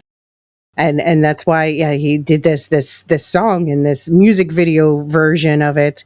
He's just, trivializing the whole thing. And I think it's really interesting that this is one of the first songs that they released before the show even started airing. So that, and I did, like, we were told one of them was about Magnus, and I was like, oh, it's got to be this one because I'm your dog and you're my brave little wolf killer. You know, like, okay, that's got to be about Magnus. But basically, they gave us a chance to jam out to it before they're like, and this is what it's really about. It's like, oh, I'm a bad person for jamming out to this. Yeah, exactly. It is a banger too. That's one of the best songs I think they've done for this season. I agree. Magnus's appearance, though, I think in the book he didn't even have teeth. So here it's almost like worse that he does because he like just had fangs, right? Like, that was it. Wild.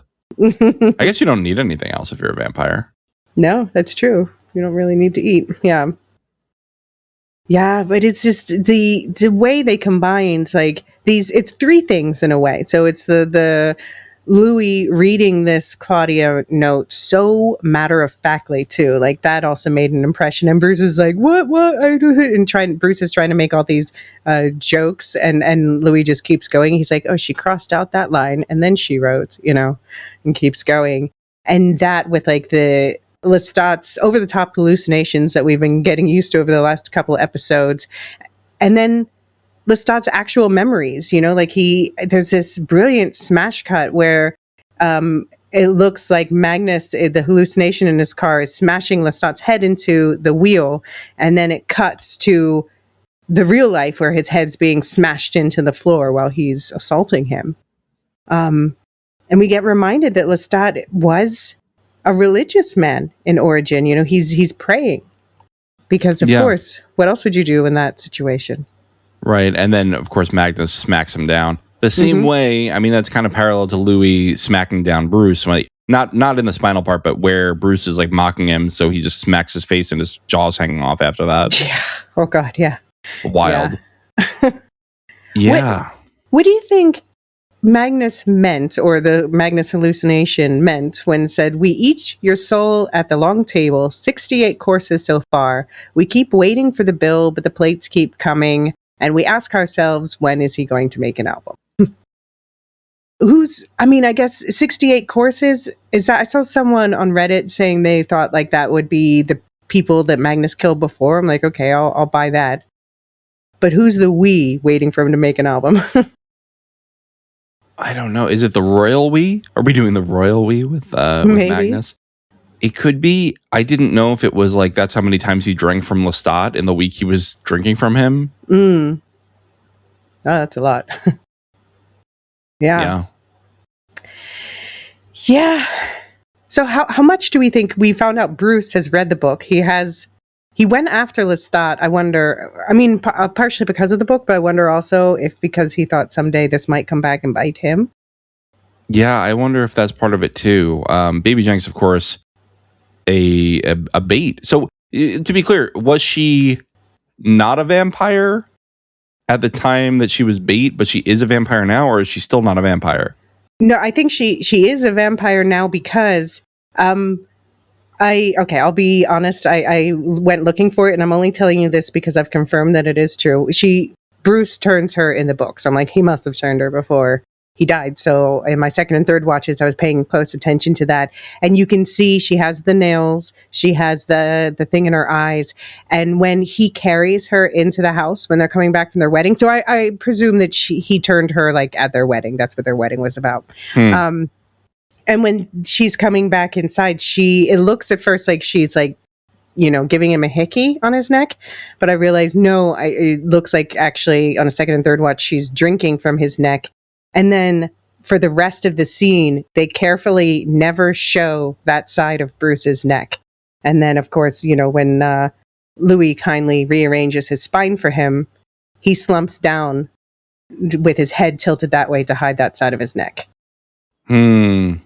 Interesting. Baby Jenks is still around. I wonder if she's going to seek revenge. Yeah. Well, especially because, so there's that poster theory I talked about, the pink and the green posters. Her poster is on the side of Lestat and Louis. So at this point, that doesn't seem likely that she's going to be on their side. Yeah, I think that's probably right. But yeah, I just wanted to talk about for a second, just because this has been a topic on our network before about good and less satisfying representations of sexual assault. Not to say any representation of sexual assault is satisfying, but just in the sense of, does it make the people it's depicting feel seen? And I think this one, these pages that we saw carefully excised from the diary in season 2, particularly, what's read from Claudia's side, but also juxtaposing it with Lestat. The reason it works so well is because of the specificity of Claudia's descriptions, just how it touches on really everything, on the gross feelings, obviously, of, she talks about being packed full and the emptiness, you kind of have to empty yourself out. The disgust with yourself, if you spend even a second not fighting it with everything, if you feel like you've given up because you just don't want to fight anymore, you just can't fight anymore. She talks about these moments of playing a role to please the other person, just because I just want to have some peace for a little bit, just keep them happy. And just the way, if this person is consistently mistreating you, these moments feel almost like something nice, as she says, because it's a momentary relief from the badness.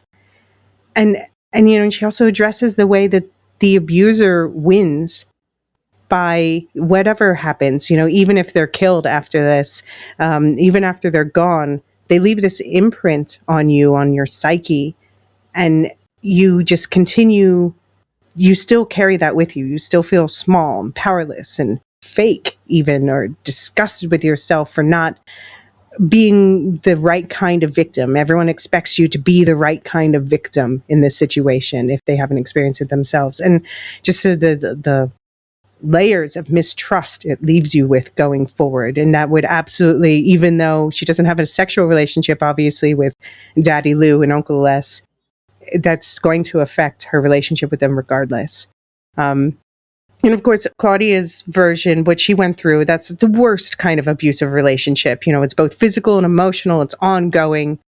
But I think that countless people who have experienced some even, much lighter shades of this can feel represented by these words and the way this was handled. And then just, putting it back in the character terms, in Lestat's case, we're given to understand that these are his feelings too, and of course they are, but this, in his case, the assault is tied to his very transformation into becoming this version of himself. So any moment he enjoys being a vampire is forever tied to this eternal irrational guilt and self-loathing and disgust that he feels from the way he became this thing, this powerful thing. That is a perfect summation of this, I think. I mean, I don't know a better way to put it. I'm very impressed with you right now. I just, you know, your podcasting skills are off the charts because, you know, I'm deflecting with humor like Lestat because I'm like tearing up. That was such a beautiful, you know, recounting of it and tying together the two interwoven scenes. Well, when I told you before we started recording that I was typing and crying, this was the part I was typing up. Yeah, I mean, it's such a tough, and like you said, this is a subject that we've, you know, broached before because it comes especially up in around shows Andor, it's part of life. Yeah, and I do think that this was one of the best, if not the best, depiction of it that I've seen, especially on the effect on the victim. And the only thing I would add is I was very satisfied by Bruce's death. Yeah. You know, I mean, just the fact that Louis stood there and coldly recounted what he did. Well, and making him as vulnerable as Claudia was when he was taking advantage of her, right? Breaking his neck, breaking his back, making him unable to talk. He just says like, no, you're going to sit there and do that. And then using what beautiful writing to use the pages as kindling for the fire that kills Bruce, I think, and letting Claudia have a piece of that revenge. I think that was a perfect end to that arc. Yeah. Yeah. No wonder he says to Lemuel that, yeah, he got what he needed. What else could he do? Yeah. Because, you know, Louis thought about that for 100 years. Like, what would I do if I came across this guy? Yeah. And I wonder if Bruce has been dreading it or if he only, like, I wonder if he just forgot about it until he saw the book. Or if part of him has thought, like, maybe this will catch up with me. I don't know. Has he done it to other people as well? That's the question. I feel like he has. That seemed like a pattern to me. I mean, what about Baby Jenks? Was he about to do that to her? Yeah, could be. Now that he's turned her now, because it seems like he needs a vampire to be able to abuse them to the level where they won't just die. Yeah. Yeah. Well, I'm sure we're going to find out what happens with Baby Jenks next, but here's my headcanon. We didn't see Russ die yet, right? Russ with the impressive pelvic floor? Oh, no, I don't think we have. So, although, I don't know. It could have been in the house and we just didn't know. Right. No, so my headcanon is Russ deserved a better coven anyway, who respects their pronouns. But so my headcanon is Russ was away and Russ comes back and rescues Baby Jenks and they go and start their own less problematic coven. And they get over the idolizing a fictional version of Armand thing. Wasn't Russ the one, though, that said, like, we are the children of the night reborn? Yeah, that's true. Russ was after that, you don't deserve a coven. I'm sorry. I don't care how cool you are. That just negates any level of cool that you've ever garnered. Once you've been laughed at in your face by Lestat like that, I don't think there's any coming back. I mean, you know that I'm an Armand apologist, so I have a bit more sympathy for that. I know I was right with Lestat. I was cracking up when he was laughing in their face about it. So there's some loose threads to pick up here. Lestat returns to the stage and amazes the crowd by floating during a guitar solo as Magnus exits the audience and Nikki's memory watches the show. Daniel eats his feelings. Baby Jenks mourns her husband. Louis goes to the diner where Claudia's lookalike works and finally looks her in the eyes. And Alex discusses his departure from the band before a certain gremlin named Arun introduces himself to the support group. So Regina. So we've got Claudia Regina. And I guess this is a version that's allowed to age? It's somebody who looks enough like her where he feels like he got some closure. Do we think we'll see her again? I mean, we know the actress is coming back this season. Do we think that there's any supernatural reason why she looks like Claudia? Like, is reincarnation real? I don't think so. I hope not. I feel like that would feel really, although I don't know. From what you tell me about the books, like anything could happen at any time. Like I feel like Anne Rice at some point was just like shooting a paintball gun at the page because everything can happen at any time. But I hope that they don't go down the like Claudia's coming back. I think her death was a huge moment for a lot of characters and needs to stay that way. But if this is like some reincarnation of her, that wouldn't negate her death. She still died that way. All right, fine. Fine. We have had, I guess, reincarnation before, but with like a Teltos, right? With Lasher. True. That's true. So it is in the lore, yeah, in some capacity, yeah. Yeah. You and I disagree about the song at the end. I thought that this was the perfect song to follow this like trauma fest before it. That it was like this sort of hope punk conclusion of this wild ride of an hour, but you were less keen on this song. It was just so on the nose. It could have been a little more poetic and not just like, you can't fuck your way out of the... And I'm like, okay, all right. You can't drink your way out of... I'm like, we're just writing down our thoughts as they come to our head now. Like, there's a way to say the exact same thing in a more poetic way. And this was like, no. I'm writing down my thoughts as they come to me. I liked it. I don't care. Okay, that's fine. No, that's You're fine. allowed. To each their own. To each their own. Yeah. But it is notable. So he's seeing people in the audience while he's performing. Presumably Gabriella really there.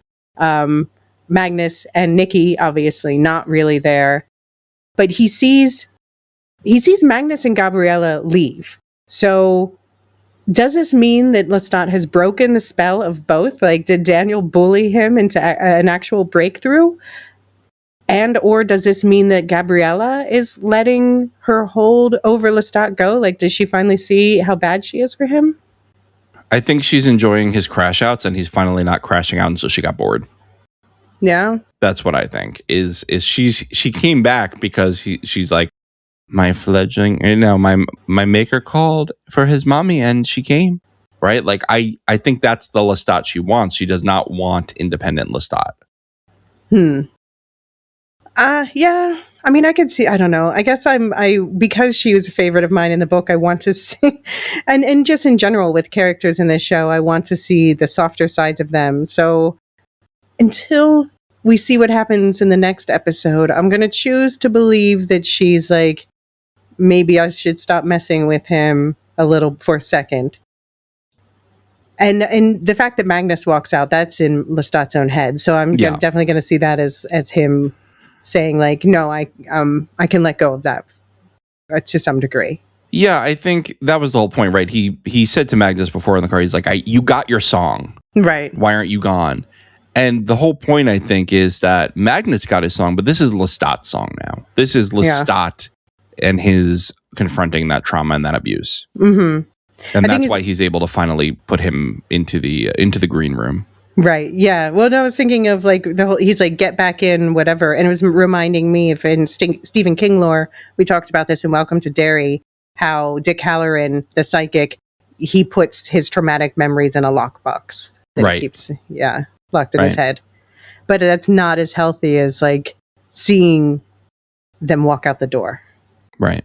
Away from you. Yeah. But then on the other hand, Nikki's in the crowd laughing, and I'll avoid anything spoilery, but it just reminds me of this scene like in the final book where Lestat's... All right, sorry. Is it a spoiler for me to say that Lestat survives throughout the series, that the main character continues? But he's in a happy place, and he's thinking he wishes he could show Nikki the community side of being a vampire, because Nikki just saw only the trauma. Yeah. And so it was like this moment seeing him in the crowd was like, was like him realizing that, that, oh, I wish Nikki could be here and have been happy. Not that he loves him more than Louis or anything, but just imagining a nice place for him. Yeah. Nikki's story is really tragic. It was a mercy kill from Armand, at least in the show. But it's still tragic. Like, if he had never met Lestat, he probably would have been way better off. Yeah, maybe. maybe because Lestat maybe also helped him because he was kind of like lost based on the fact that his father was cruel to him, and I bet he would have gone back to dad eventually. I bet. Look, listen to me. Yeah. Listen to me. Mm-hmm. Some of you will succeed in the arts, and some of you need backup majors. No, sure, and it's made clear that Nikki does not have that transcendent talent. I think that is a hard lesson that a lot of people need to learn, myself included. And that's okay. Like a lot of us think that we want to go into the arts as a career and then find that like, hey, we find enjoyment out of that, but we also find fulfillment out of other things. And that's okay to do music and art as our passions and not just the way we make money. And I think that honestly, Nikki probably should have just gone, been a lawyer. taken up dad's business, and then, at all the family gatherings, he's playing the violin. That's great. But there is also, I've heard so many pieces of advice that I think is really true, is that the only people who should pursue lives in the arts is because you just can't do anything else. Yeah, like, look, it takes that sort of delusional drive to actually get there. I think that's right a lot of the time. And look, this is a much deeper podcast. But I also think like, you're the captain of your own ship. If you really want to, I'm joking around, but like if you want to pursue the arts, pursue the arts. You do what you want. I think a lot of people just go into the arts thinking it's like a gateway to fame quickly. Right. And they don't realize that it's a lot of like sleeping on couches and traveling. If you're on tour, you're sleeping on a lot of couches. You're barely scraping by a lot of the time. It's not great money. So, I think people just need to be realistic with themselves. What am I willing to do? They need to ask themselves. Yeah, we're leaning into the delusion Lestat style. Yep. What do we think about Daniel's place at the end of the episode where we see him on the hunt? And then he looks up, and it's like, I just keep thinking the themes being thrown up around him are transformational trauma, which I think we see in a way like he's become a killer, and vampire loneliness. Yeah. Yeah. Daniel's crashing out. I mean, I too would be really upset if I just thought I did the work of my career and then it was just a psychic vision by a troll. Yeah. Yeah. He's not going to Cannes. He's not going to Cannes. Poor Daniel. Ugh. Okay, so there's only one book spoiler thing we haven't talked about, which is that AA meeting. Yeah. I'm the vampire Armand. My daddy vampire grew me into a little bitch. That's such a good scene. I still think about that like once a week. I mean, I feel bad in this scene for Alex that he's like, my band is out there actually doing the best possible thing, and I'm in Monroe, Ohio, doing AA because, like, I don't like that I've been traveling around with a guy who kills people every day. I'm in Monroe, Ohio. No offense. No offense. He was good with that. But considering, like, how middle of nowhere it is, it can't be an accident that Armand is in the same AA meeting. No, Armand sought him out. Yeah, no, absolutely. He's doing something here. What's his game? And what is he going to say his addiction is? He's addicted to the drama. Is he addicted to? He's addicted to love. I don't know if he's going to say that. He's addicted to blood, obviously. He can't say that. What is he going to say? All vampires are blood addicts. I mean, maybe he'll say like, I'm addicted to the bottle, and like leave it at that. Did they explicitly say it was AA? Probably not, right? That's probably a trademarked term. Maybe. I'm not sure. Yeah, I didn't really note that. Yeah, but some sort of addiction meeting. Yeah, I ask because AA is an explicitly religious program, and Armand started in a cult, in a religious cult, a satanic cult. Right, kind of the opposite, but interesting if he ends up back here. But it's also interesting that he could have just made up a new fake name, he could have been, I'm Anthony or whatever. But he gives the first name he knows himself by, or knew himself by, which is Arun, which is, he says, he said in season 2, as far as he knows, is the name his parents gave him before they sold him off into slavery. So it's very interesting. He's reclaiming, in a way, at least as his fake persona, this part of his life that I wonder if Armand, like Lestat, is going to get something out of some accidental therapy where he thinks he's fucking around, but he's actually finding out. That would be, I would love that scene. Where he's just actually like getting camaraderie and he's like, so you guys are really nice. I actually really have needed this for like a millennia. I mean, sorry, like, I'm exaggerating. I'm sorry, guys. I really needed this. Why are your tears red? Oh. Oh, man. Well, great episode. Any other final thoughts? Not until we get to the Inside the Coffin book spoiler section. But yeah, just the episode itself, I think we've sung its praises, even the last song. I think it was an absolute work of art. And, I feel this way similarly, but for different reasons, as I did with episode 4 of Wheel of Time last year. It's like, this is going to be an episode that's going to be very difficult to beat for episode of the year. Yeah, well, let's hope it doesn't meet the same fate as the Wheel of Time. But otherwise... Right. I think it's doing well. Tell all of your friends to watch.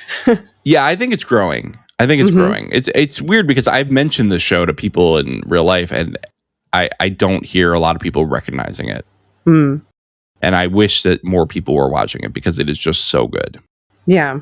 Well, I think having the first 2 seasons on Netflix has helped more people be able to see it. So I think this has got to be, it is, I am glad that it's on AMC in a way, just because it is a smaller network that's, the Walking Dead IP is kind of puttering out, the Breaking Bad IP is kind of puttering out. And this is something that really can keep them afloat. So they're going to hopefully put more resources into it. And also just the fact that they're a smaller streamer, I think they, at the end of the day, give Roland and his team more leeway than, say, Netflix would in terms of the creativity and the confrontational material and all of that. Yeah. No more Telemasca. I'm okay with it. It wasn't great, but I want the show to continue with the same story, but better plotting. I just don't understand why they are operating at this high of a level on one show and just cannot get there on the other shows. I know it's a different showrunner, but like, that's why. Can we let this showrunner pick the other showrunners then? I know. That's what I keep saying. Delegate a little bit. There is a producer who's in charge of them all, but I think that he really should, when it comes to hiring the next showrunner, he should have Roland helping him. Yeah. All right. Well, don't forget to stick around after the credits for the book spoiler section. That will be Inside the Coffin. But for now, let's just talk about the what's going on in the Lorehounds feed. You're doing House of the Dragon? Yes. So starting this week, House of the Dragon weekly coverage. I'm doing the first 2 weeks with Jean, and then David's picking back up the reins when he's back on the mics after that in July, because Silo on the separate feed, Will Shift Dust feed, Silo starts July 3rd. So Luke and I are already we got screeners and we're recording our episodes so they can drop on the days they drop on Apple. I think you have the best deal on House of the Dragon because you get to watch the cool battles probably. Just because we had led up to that at the end of the lesson. We don't have screeners on that, so I'm not spoiling anything. Just based on where we were leading up to, it seems like there's going to be a big battle the first couple episodes. And the trailers, yeah. Yeah, but after that, I'm like, there's a reason that I didn't want to cover this season. I think it'll be entertaining. So yeah, I'm gonna watch. Yeah, I'll be watching, and I'll probably send in some voicemails. We'll see how the season goes, but maybe we want to do like a book bitchin' special at some point or something. Yeah, maybe. I've also forgotten half of what happens in the book at this point because I didn't do my usual like book binge prior to the season. No, yeah. I'm behind on it because, I've been giving precedence to this show and to Silo and stuff, but I have been rereading Fire and Blood. Nice. What else do we have? We just did a Silmarillion story. That was a lot of fun. And that was on Turin Bar. It's the second part of that. And that was with Marilyn. Now, I also recorded another Silmarillion story for next month. Very exciting with Danae from Captain's Pod. So nice. Stick around for that. And Marilyn was on that too. Marilyn has joined me as permanent co-host of Silmarillion stories, I should say. Perfect. Till the end of the Silmarillion here. Right. And then you just did Widow's Bay with the whole gang we talked about. Mm-hmm. Yeah, just did the season wrap. So if you're a fan of this show, you should definitely check out that show. It's lighter, but it's still so good. So funny and scary and great characters. Yeah, agreed. Really great. Yeah. And what else am I missing? Supergirl's coming up next week, and then we can stop. We don't have to talk about the rest of July. yeah. We're going to have to stop ourselves at a certain point because otherwise we're going to be here all day. I might join you for Supergirl. We'll see. Awesome. I got to see if I can make it to the theater, but I'm looking forward to that one. I really like the Superman movie. Jean's taking the lead on the notes for that one. Nice. I should mention we're starting Cosmere Corner July 31st. So that is first episode's already prepped and scheduled on the feeds. Going to launch at 6 a.m. on July 31st. You don't have to read anything ahead. That's going to be the preview that tells you what we're reading. And the first book is going to be Mistborn, The Final Empire. A few chapters a week. It's going to be a really fun ride. And video, too. Yeah. And what else? I'm actually interviewing with Richard, and I are going to interview this professor about metallurgy and how it interacts with the magic system here. Real world metal properties and how it interacts with the magic system. Cool. And then we've got, you heard from Mark at the start of the episode, his Nevermind the Music podcast. If you want to hear about serial monogamy, there was a recent No Doubt episode that touches on that came out this past week. Yeah, that's awesome. Yeah, and as I said, we'll shift dust silo coverage. Should we tell them what's up for Supercast and Patreon subscribers? I just want to mention quick, if you also want more Widow's Bay coverage, Properly Howard put out a bonus. Mm-hmm. Yeah, they also cover the back half of the season. So, yeah, I think the two episodes complement each other because, theirs is more of a casual, overarching conversation, whereas ours is let's talk about the mysteries and yeah. I was listening to yours. I haven't turned on theirs yet. I was really enjoying yours though. Cool, thank you. So, thank yous. Do you want to talk about Supercast and Patreon subscribers? Oh, right. Well, if you wanna hear sounds like this, save the day there, you little piss pot. You should probably subscribe to our Patreon, where we covered Hard Boiled this month as our gun fu movie for Elevensies. That was a lot of fun. Honestly, I wasn't a huge fan of the movie, but it was a lot of fun to talk about. No, it's the dubbing. Oh my God, the dubbing. The dubbing was so bad. You little piss pot. What was this? But even in Chinese, the dubbing was bad. Right. But yeah, and then this next month, it's my month. So we're doing Wine Month. So it's going to be Second Breakfast is Wine 101, where I'm giving out recommendations from, my background in studying wine. And then we're doing a wine-related movie, probably Sideways, but we will put it up to a vote. There are 3 other options. Did the poll launch yet? I didn't even know. No, it's going to launch after David gets back. That makes sense. I mean, we're way ahead right now. For once, we're ahead on a second breakfast. Because David's I'm going to be away for a couple of weeks, so let's do this. Right. All right. Well, plenty of stuff over there. Patreon and Supercast, $5 a month, and you get a lot of content and ad-free podcasts. Mm-hmm. All right. Check those links in the show notes if you want. For now, let's do our thank yous. I'll do community volunteers and Discord server boosters if you do the lore masters. Okay. All right, community volunteers, Dunedain, Hand of the Pod, Nancy, a.k.a. 2 Kids, 2 Dogs, Master of the Polls, Captain of the Poll Hiram, we're working on titles, Peter O.H., Keeper of the Show Tracker, that is Sub-Zero, blog editor, that's our Lorebrarian was his title. Lorebrarian, okay. That's right, Brian8063, and our moderators, Brian8063 and Aaron K. Thank you all for all you do for the community. It's a huge help.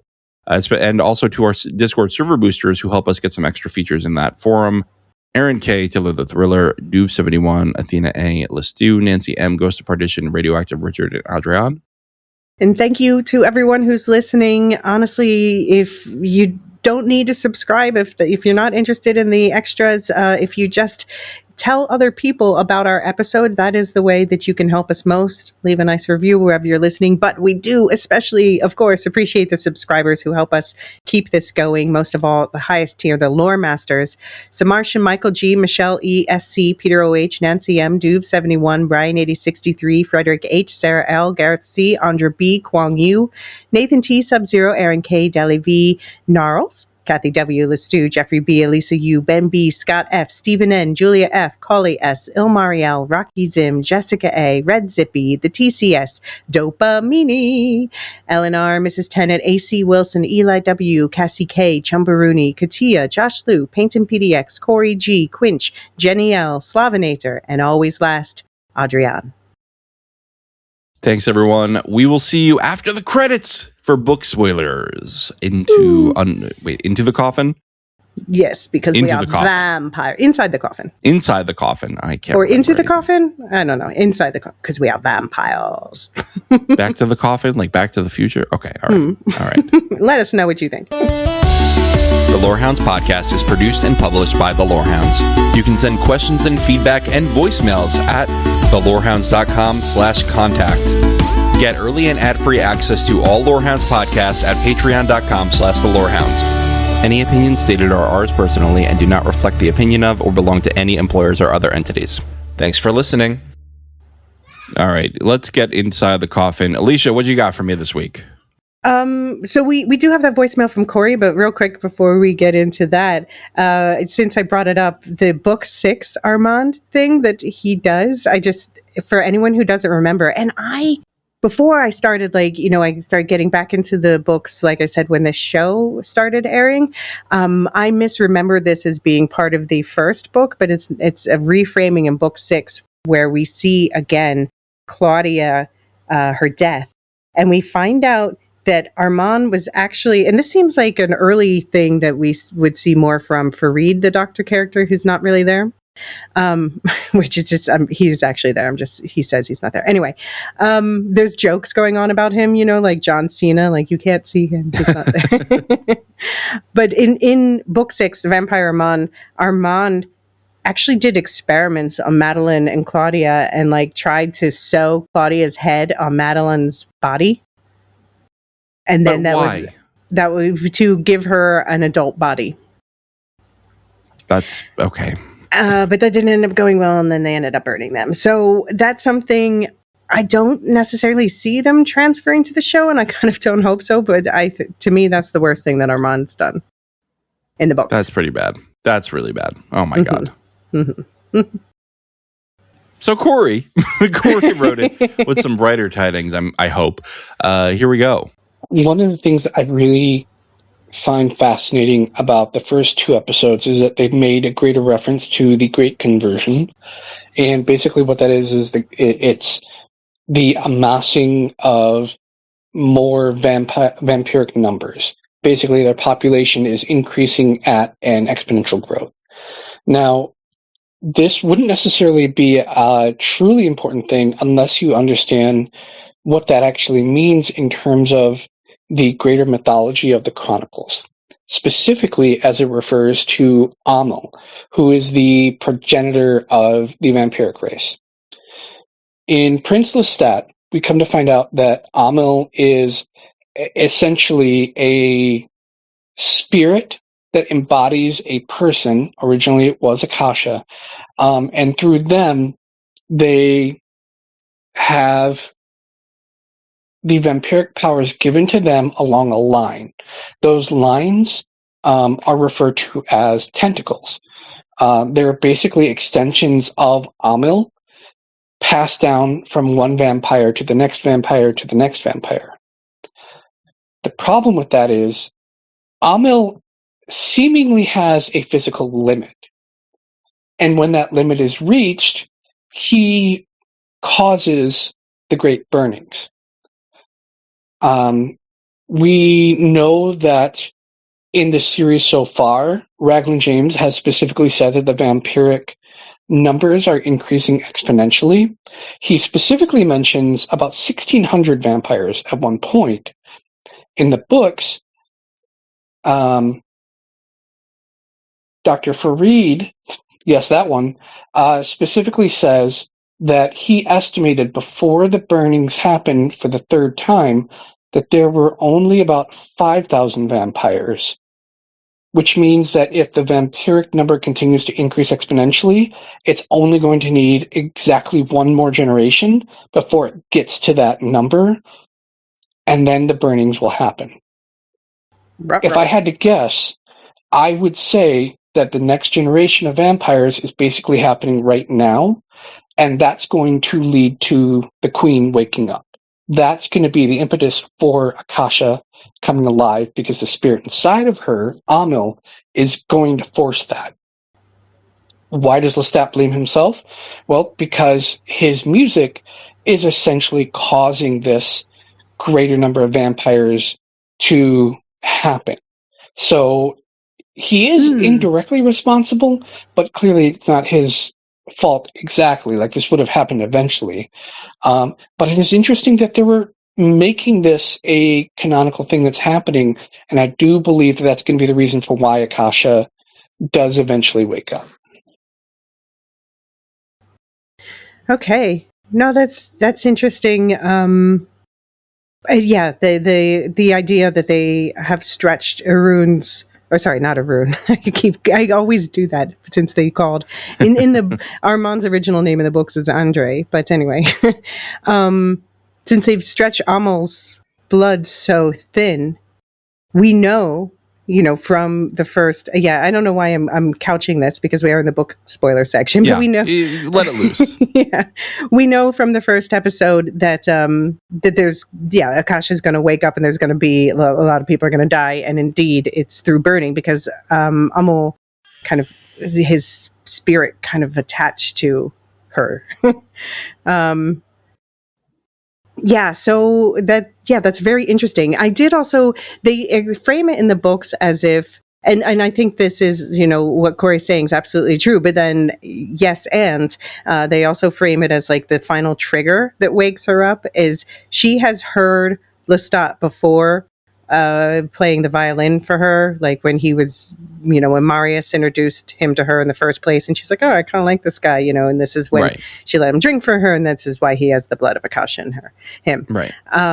But then she still is like, just stays there with her husband, who may or may not be in this, just chilling until this time when Lestat is giving this big concert, and she hears him play Nikki's Stradivarius, and that's kind of like the final trigger that wakes her up, and she's like, nah, I'm ready to go out and party now, and kills her husband, and then like, this is the burning start, and she's like, nobody will stand between me and Lestat. But why? I mean, I think that Corey gives a better framing for this of a real why this vampire spirit within would want this is like, you're stretching my blood too thin. We got to thin the herd. But for her, I think she's ready to live again when she hears Lestat's music. But so my question is, like, we saw Lestat on stage playing the violin in the song Black Licorice. Is that Nikki's violin in the first place? Doesn't really matter either way. Did we already see the moment where, like, it reminds me of in Sinners, mild spoiler for Sinners if you somehow haven't seen it yet, but there's this scene in the middle where, he sings this song and the music is so good that it like opens the gateways of time and reality, and and this is what attracts the vampire's attention. Is this in a way like Lestat says he had that transcendent moment on stage with the violin when he had this realization and, this is the best they've ever sounded. Did that moment wake up Akasha? Could she already be awake somewhere and making her way to him? That would be interesting. I would be okay with that. That would be good. I know everybody's expecting these like big moments, but I think that the show has shown that it's less interested in the big set pieces and more interested in, dissecting emotion within them. So we did get promised when we actually, like, just because she's already woken up, we did get promised a big entrance for her. So she might still be woken up and making her way to him, but apparently the entrance is going to be glorious. Yeah. I mean, yeah, you can absolutely do that, right? Mm-hmm. You know, she hasn't walked in the room yet. Right, exactly. Yeah. I do wonder about like Gabriella asking about Italian vampires. And I think in the flashback with Nikki, I think that this is about bringing up Marius. She asks Armand about his maker. And at this point in the timeline, Armand thought that Marius was dead. Although Lestat already met with him yet? Or maybe they went looking after this. That would make sense. I'm a little hazy on the timeline if anyone wants to correct me. But so I'm wondering, A, if the Italian vampires are about bringing up Marius, Armand's maker, who is actually still out there. He's tending to those who must be kept, Akasha and her husband. But there's also another one. There's a vampire called Vittorio who has a standalone book and doesn't appear in any of the other books. I'm like, Justice for Vittorio, maybe it's a reference to that. Yeah, I don't know. The accent was grating on me here. I will tell you that. When she's her accent? Yeah. Okay. Are there any Italian, you know, like it just felt very like bibbity bobbity kind of, you know what I mean? Like just not actually trying to sound Italian, but like trying too hard to sound Italian. Yeah. Okay. I understand that. I get that. I did have a thought though in this scene though too, that like so this whole you can't hear your maker's thoughts thing is a TV addition to the lore, and I like it. I think it's created a lot of interesting situations with like the speak and spell, with the fledgling speak and spell. You have to text your fledgling anyway. But I do wonder if in part this is to explain why Armand doesn't know that Marius is still alive. Yeah. Huh. I think that's probably right. But also like the vampires don't have to open themselves up, right? Like they could shut people out. Yeah, true. And Marius is certainly, although, Marius spends a lot of time looking for his fledglings because he realizes that he's been, well, in this case, the reason Armand thinks that he's dead is because that satanic cult broke in and burnt him and stole Armand and, you know. Right. Took him back. Well, we should be meeting Santino at some point, I think. But yeah, I in the stories, Marius does spend a long time looking for his fledglings, his various, like also another one called Pandora. So this would explain why he can't just like find them. Why is he looking for his fledgling? Well, with Armand, they got separated because of that whole thing, you know, with the burning.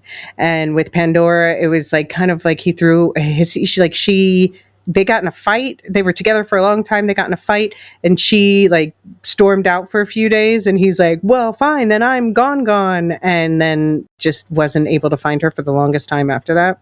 Well, but I mean, why does he want to find them all of a sudden? Oh, because he realizes, because he loves them in his own way, even though he's...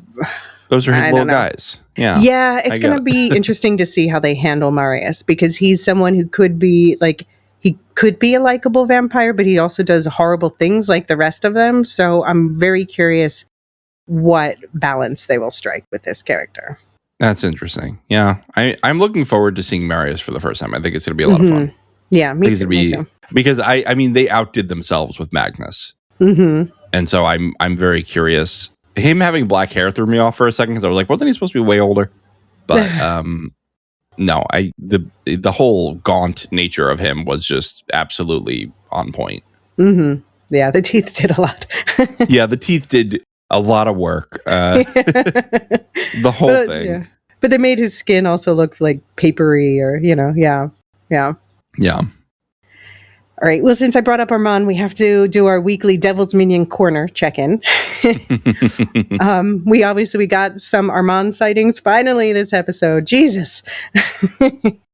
But I do think we're going to get the Devil's Minion payoff this season, but based on various interviews that I've been hearing, I wonder if we're not getting it until the very end of the season. Okay. Like even I keep hearing in interviews, the showrunner saying that episode 7 is going to reframe everything else. And we have access to spoilers. We're not watching ahead, but we do not have access. Nobody's seen episode 7 outside of like the people who made it, basically. Yeah, and I'm really not watching it because I just don't think it's as fun. No. Because you can't speculate freely then. No, but even if we did, we wouldn't be able to see that. But we're not.